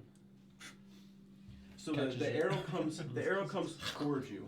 Like you can see him getting ready to shoot at you. How do you look at it as a bad do you like just duck down? Are you smacking it? You're not catching it. I'm telling you that right now. In my teeth. Just swallow the fucking Yeah, arrowhead. That guy'd give up. Yeah. He'd quit. It's his new tooth. Yeah. I'm gonna do like a 360 and like roll past it. And Okay. as I'm 360, hit him. 360. No scope. Hit him with the nose. Go ahead and roll your Double tap. attack. Pull out the maul, pull out the axe, pull out the maul, pull out the axe. 30. What? 30. 30? 3-0? 3-0. Yeah, it was a Okay. natural 19 with an plus Jesus. 11. Alright. So you 3-0. stand up, and I'm basically going to do the same in this instance. Your arrow is also going to be triple damage to him as Okay. he's sitting there. Right to the net. The arrow that goes towards Gormir, as he's charging forward, the guy's like quickly, he's aiming at Seafram and then like swings over to shoot at Gormir. Gormir's probably 15, maybe 20 feet away. The arrow he just lets it go. Gormir takes the axe and smacks it, flies out of the way. And then as the guy's going to grab the arrows kind of fumble. He goes to pull the axe out to try to attack him. Gormir takes his one axe and slams it into the forearm of his arm. And you just hear this loud and then "Ugh!" He takes the other one and just right at the top of his head, and then throws him down onto the ground. He pulls the blade out and just starts running in the direction you're running. He doesn't know how many people are there, but he sees you running, and he just starts charging that way. So a full triple dice damage or just triple damage period? Triple, so your dice damage. Okay. So it'd be 300. 32. 32? Okay. You stand up and take the shot. Well, you're already standing up, but once you see him jump up, you just take one solid step out, and then you already have it lined up. You kind of know where he's at.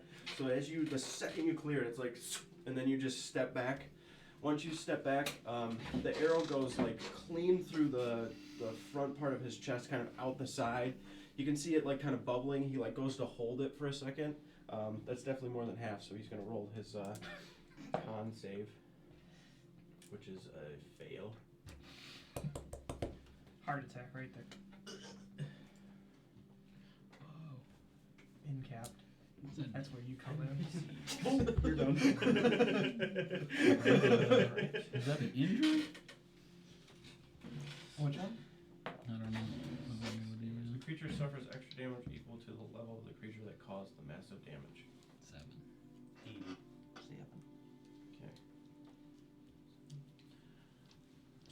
All right. No hunters. No hunters. But if it's that it's triple? triple, that's Is that 21. Sure. It only makes sense. That would kill him too, so that works out. As you step out, you basically shoot it and then just like step back, like knowing like you probably lunged him or at least hit him in the heart. Like you know you aimed upper, kind of thoracic. You shoot and then you just kind of listen. You can hear yelling really fast. You hear Brodier kind of let out a yell. And then everything kind of goes quiet. Go ahead and make an attack. This poor guy just laying on the ground. Good. Couldn't get his arrow. Shouldn't have shot at us, that's on him. Yeah, that's true. That's 21. That's what happens when you send a kill team then. That's what I'm saying. That's why we have a kill team. We'll do the same thing. Just triple the damage for this. Yeah. Triple it. Roll that damage. Holy shit. Like 100 damage? 17. Fuck. Math is 34. Next one. 51. Okay. That's without the bonus. 56. 56. That'll kill him. I can hit him again if he's alive. You have the axe? Yeah. Alright. Where are you aiming when you hit? Oh, dead in his forehead. Dead in his forehead? Yeah. Okay, got it. You do your quick kind of like he takes the arrow and you can see him trying to like track you with the bow as he's going to shoot. And as he shoots, you're just like charging forward. You just kind of like roll like to just disrupt his flow. Like the second you see him like let go, you're just like, oh fuck, and move out of the way. Actually, just spinning. It'd probably be like his neck. Okay. Like, Oh, you gonna whirl He with continues them. the spin. So as you are charging That's the up, like momentum. you have the axe up like this, like ready to go. He draws back, lets it go, and in that motion you just stop, like step to the side, and then like kind of have to you kind of have to like jump as you're doing it. Boom. And the second you do, you take the swing, and you watch the head just like roll off the head of the axe as you're like going through. The body's still kind of standing up. You watch it like just like take the axe and just kind of like tap. The body just falls clean back. Basically him like on the ground, like going to shoot you with the arrow, shoots and then takes like a blade out to stand up, and in that moment is when you just like jump to the side. Gormir gets over there and he's just kind of like looking. The guy that's like bubbling, like his lungs bubbling, he's like falling onto the ground. He's basically like slumped over, like trying to breathe. Blood's coming from his mouth. Fucking get him, dude. He just walks over and like grabs the neck, grabs the blade, and just like digs it across and then drops him down on He the ain't ground. counting that one. As he does, he takes Next. once you guys are kind of realizing that nobody else is like shooting at you, essentially, he goes, grabs the guy like up by like the scruff right here, kind of picks him up, adjusts his grip to where it's like to the side, takes the blade and kind of like cuts to where like the shirt kind of opens up, cutting through the leather and whatever else. You can see a large wolf tattoo on the chest. Do it. Alright, good. Then he kills some random fuckers and then he just drops them on the ground. Shouldn't have attacked us if they were. Either way. I mean I clearly see them You go see them, behind the yeah. thing. So I'll give Lear the all clear. Yeah. And then as that's happening, I'm running towards Seafrom. Got it. Definitely walking out like. Job done. okay, I'll work. Job's done. Job's done. You start kind of getting up toward him. You can see him like he's kind of like over to the side and taking deep breaths. In one hand he has like not in a hand but like on his chest he just has like a short sword kind of sitting there. Mm-hmm. Once you get close he kind of grabs it, and then with the arm he's just like kind of looking. Oh, fuck. Thank you. You gotta get something for that wound you got there. Yes, but I'm gonna tell Lyra in my head for her to run back to get like Steiner or something. Okay. So we can heal them. You guys see Lyra, kind of just like waving and then like gesturing with her hands. For like everybody, Yeah. or I mean, me seeing that he's like, how I mean, he looks pretty hurt, right? You should shoot Yeah, another they're arrow into Probably to having stop the some. bleeding. there you go. He's lost a decent bit of blood. I He's know it's definitely, not like, going circling. to like completely fix him, I can pay. but I'm going to take my last healing potion and give it to him. Okay. We're on the desert excursion. Yeah, I mean, honestly, he looks like he's dying. Yeah. Yeah, So like, you're not by any means just like yeah, no, you're, yeah. like, you're safe. Spit yeah. on his wound and slap it. That'll So I'm gonna give him my last healing potion, and then I'm just gonna start putting like a bunch of pressure on the wound, try to hold it. You like hand him the potion. He's like, "Fuck." I open it and just kind of drink. Yeah, he's like. As he's kind of like holding it Drop up, him. you can see the wound there, still kind of like oozing, blood coming from it. You see a little bit of this like kind of reddish, runic kind of energy that goes like along the edges of it that starts to try to slowly heal it up, but you can still see it kind of oozing. And in that moment is when you like put pressure on it. The second you put pressure, you're just like, oh fuck. We gotta It's do like, it. He got like fur on or something. He's got like a kind of, he wears like darker black kind of leather armor and stuff, so it's kind of pierced like through that armor. It does not appear it appears that it has gone like through, so like he like pulled it out from the back almost. We're That's supposed the to best pull thing it you through, can do. but like, should have waited. Should have let us do that. I'm gonna, just before I step forward, I'm just gonna look to Kane for direction. You see like, As he's like running. And he's like, Go ahead. Let's go. like just hanging a little bit. Like, Start running forward then. it almost went through. Steiner gonna like take off. Screw bullet barrels. And everyone yeah. everyone slow, just normal approach. Gotcha. I'll just start running forward. Do I spot them? You can see Lyra sitting there. You watch Furl kind of walk out next to her. You don't see anybody else. What's going on? See from Yusart. He's over there. And she kind of points into the tree line a little bit more. You can actually see it once you get through the break in the trees, like everything that's kind of out in front. The closer you get, you start to see the blood trail. You see from laying in what looks like a pond of blood, basically. There's just like this huge red ring of water around him, or blood essentially. Sigrid is pushing on the shoulder. You can see Seafram is kind of just like, he's got like a little water skin Arrow next to him. went through. He pulled it out. Alright, he's gonna need to lean back a bit more. And I'm gonna pull out a flask of alcohol and I'm gonna pour it on the wound. He's just like, Probably should have said that's gonna hurt.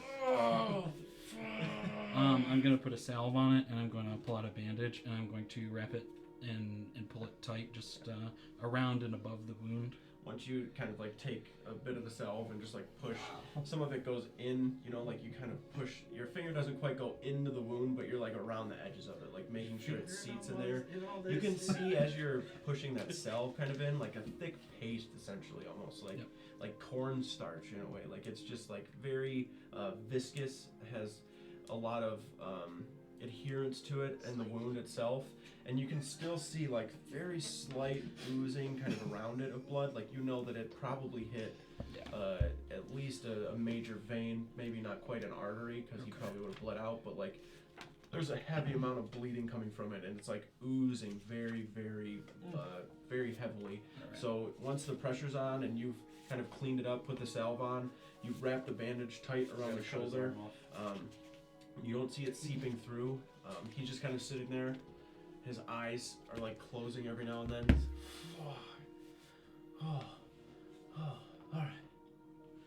Has the rest of the group approached from behind yet? No, not yet. But I would say that Brodier and Before I walk back, I'm also gonna look around and just make sure that everything is actually all clear. okay, perception. Man, this dice is crazy, dude. 17. 17, okay. As you start looking, you can see a set of footprints coming in from that direction. You see like 3 different kind of sets, kind of tightly together, kind of close. You look in the tree line beyond, there isn't really much of one. You're in a pretty open space right now. It's pretty clear. You can see kind of next to where you are a dagger. You actually kind of look and see the arm of the guy that you kind of hit, like took the head off, has like a little bit of like a cut across it, as if it looks like somebody probably threw a dagger in their direction and like hit them, and that's what caused them to drop down and hunker where they were. Couple arrows laying around. You start scanning the further tree line that you can see actually looks like it goes down a hill a little bit to where you can start to see like kind of tops of trees as they cascade downward. Doesn't look like there's anybody within it. They just seem to possibly be out here just wandering around, kind of patrolling in a way. I picked the dagger up. Okay.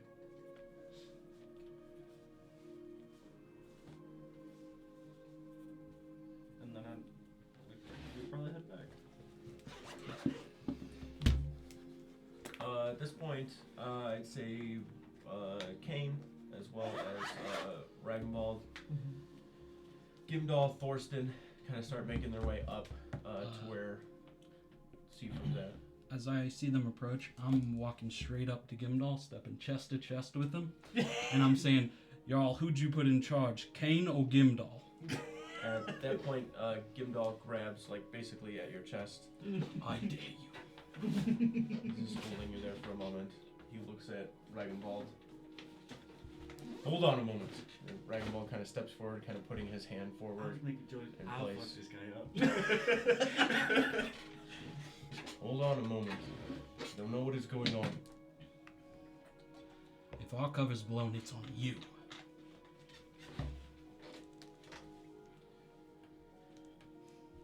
Gimdall turns around and starts walking toward the back of the entourage.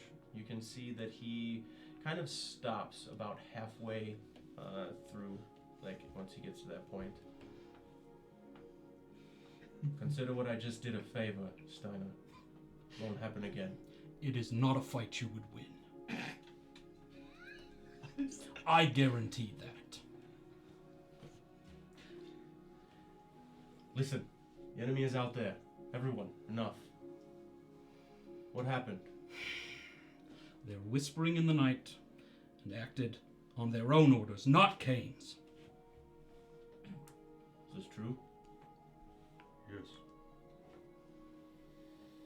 I was half asleep, seeing them converse and sending Seafrim off into the woods.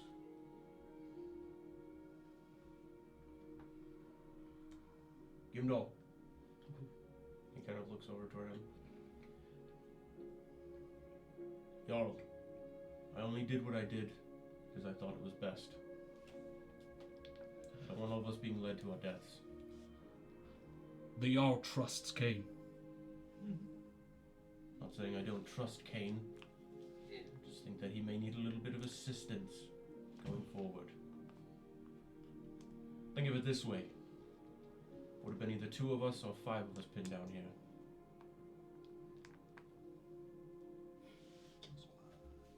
Kill squad deals with this. Did anyone get away? No. We're There's fine. 3. We all knew what we came out here to do. Squad guarantee. Kill squad. He turns around and kind of looks at everybody. There's no guarantees that all of you are making it back. You all know that. You knew that when you came here. This is war. People are going to get hurt. People are going to die. If you can't swallow that, turn around and go home. Men who don't follow orders die faster.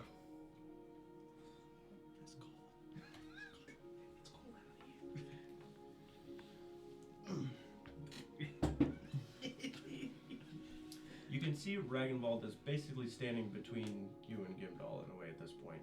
He's probably holding me back too. Yeah, he's definitely making sure he does. He's got his hand kind of up, kind of looking over toward Gimdall. Kane, you're probably standing like out in front of where that is, kind of making like this little bit of a T. I'm not like going at him, but I'm like standing behind him, like run this shit, dude.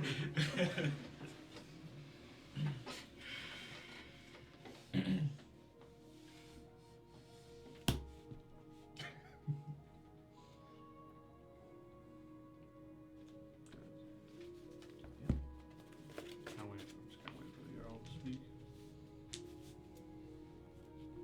You know what we must do. Seafram, can you walk? Are you fine? He's kind of like on the ground, gets up to the unaffected side with his elbow, kind of like sits up, takes his hand and kind of reaches it up to whoever is kind of closest to him. Probably Sigurd Yang. I get help up. Yeah, I can walk. Just feel like I'm only half a man right now, but I'll still fight. No, Seafram. Go home. Let everyone know that we're in position. Look over things. Let Zalfio know.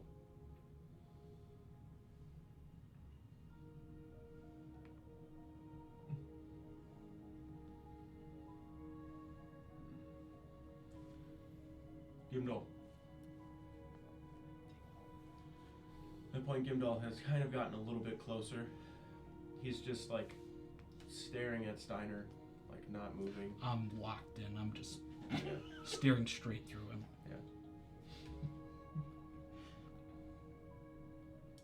Gimdall goes to like speak, basically. You can see he's not like upset. He's just like very stoic, looking straight forward kind of at you, like getting ready to speak. For the Jarl kind of puts his hand up.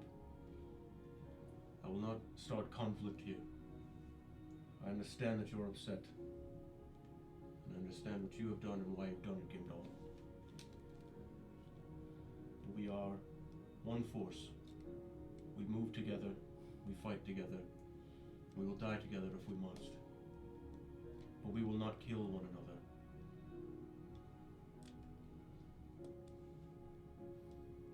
Okay, and at that point he kind of looks to you. He has disobeyed an order. In a way. My order. You understand what that could mean? Yes. Jimdall, dude. Jim Dale, sorry. I just think I believe him when he said he was looking out for us as a whole. I just think he was a little misguided and acted hastily.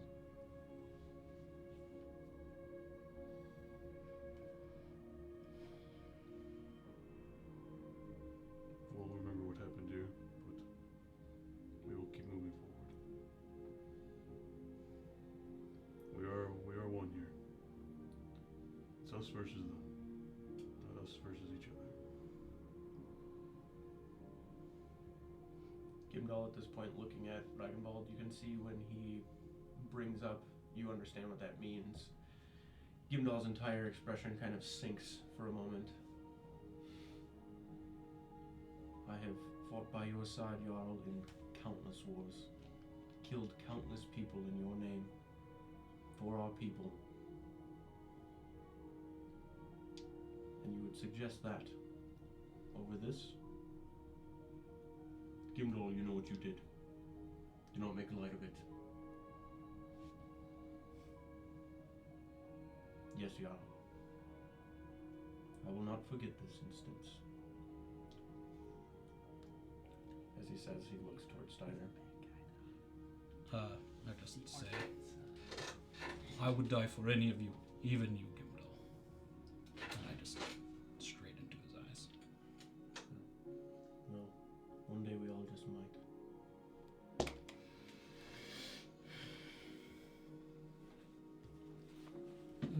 At that point, he starts to walk toward the back. If you think it is important to scout ahead, then you can lead. We're down a man now. Take his place. He just does like this very like deep bow out in front of you, and then walks past to go toward the Kill front.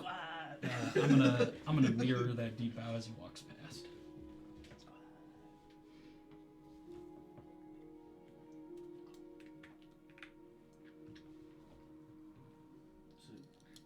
Is it feudal?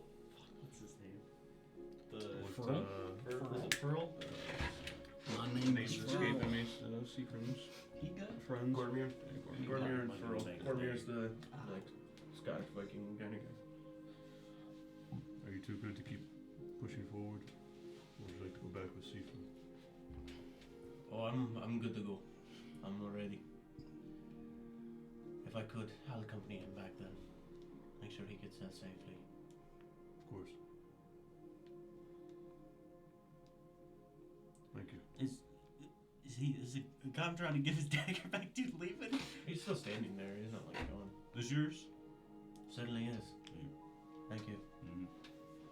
What did I hit? She puts it aside. You hit one of them. He said what? I think it was a shoulder. I was blood. I wasn't really paying attention. Sorry. It's alright. Yeah, his He shoulder. didn't kill him. Thank you for everything. I don't even think he hit him. I don't think we would have gone this far without the three of you so far. Had like tripped or something. My honor. You have a home in Skolovik if you wish to settle. Intriguing, most certainly. We'll see what the world brings. He takes the hood that he has and kind of furls it up as he bundles, and then starts walking beside Seafrim, who has the bandage up on the shoulder. He's kind of holding it. Kind of takes his hand over towards you, Sigrid, and then like kind of pulls you in. Thank you. Don't mention it. Walks past you, Brodier, kind of taps up to your shoulder, continues walking away. Eventually they disappear into the far tree line at the bottom of this hill that you're on right now. Gimdall is standing up, kind of toward the front, just waiting. Forward. Ragnvald looks to you. Let's move. We'll sit back a little bit on time. We need to hustle. Alright, very well. Shouldn't be too much further. I'll lead us this way. There's still a bit of a tree line up ahead. It'll go downhill a bit. Once we get to the top of this though, if there were no trees you'd be able to see the camp from here, but it's too dense. This will get down a little further, probably about 5 hours of journeying. And once it does, we'll be into the edge of the tree line. We'll be able to see the camp from there. It's probably 500 or so yards out, just sitting in a big old valley. Alright.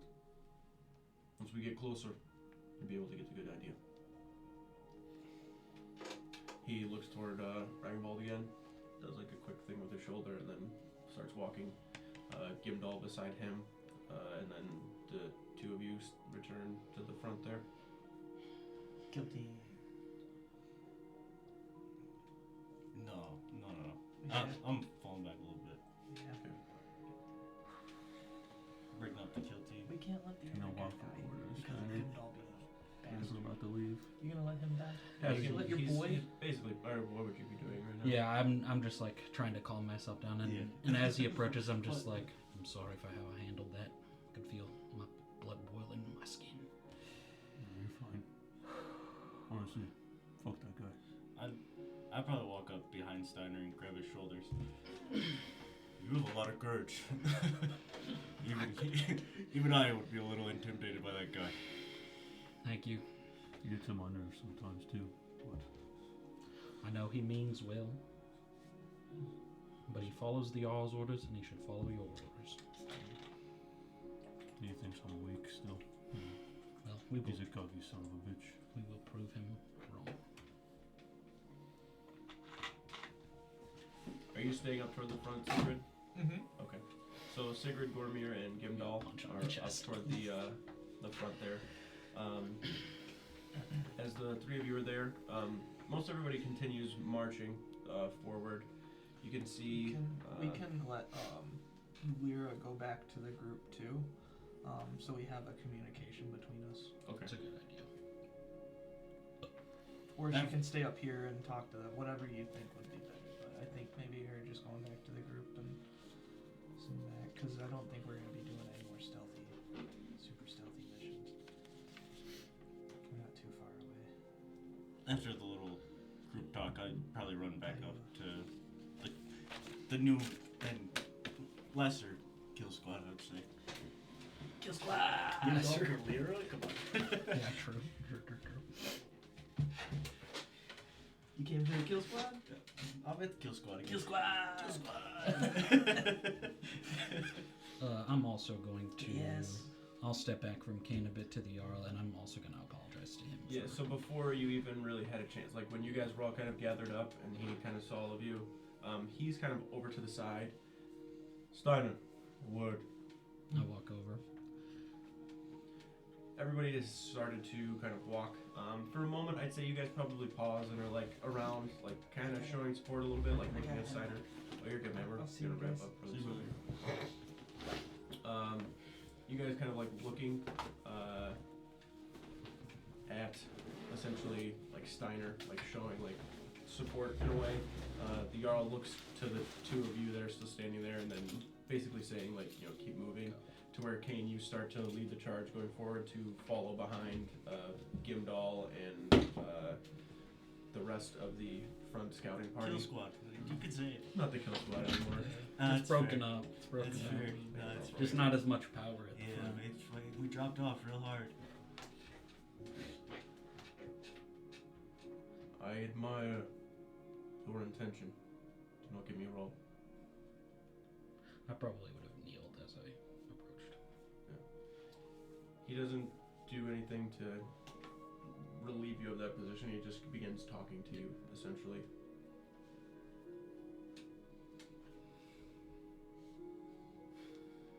Gimdall is one of my most trusted advisors, warriors, and friends. I have known him to cut men down for much less. And although I trust your ability, and I know that you are powerful, consider it respect on his end that he did not act on anything. Although he may not show it, he shows respect for all of you. And I know that to be true. And his defiance will be dealt with. Don't get me wrong. He knows what he did was not correct. I will not entirely say that he was wrong. I understand his intention. But he knows our ways. And although it may have seemed innocent in what he did, it is only for the reason that something happened and we are where we are now. I'm sorry for how I acted, Jarl. And then I give a little grin, and I just say, I've died once. Killing me doesn't really tend to stick. Well, let's hope we don't have to test that in the coming war here. He reaches his hand down as you're knelt down, then grabs and kind of picks you up to your feet, still holding your arm as he puts a hand on your shoulder. Forward.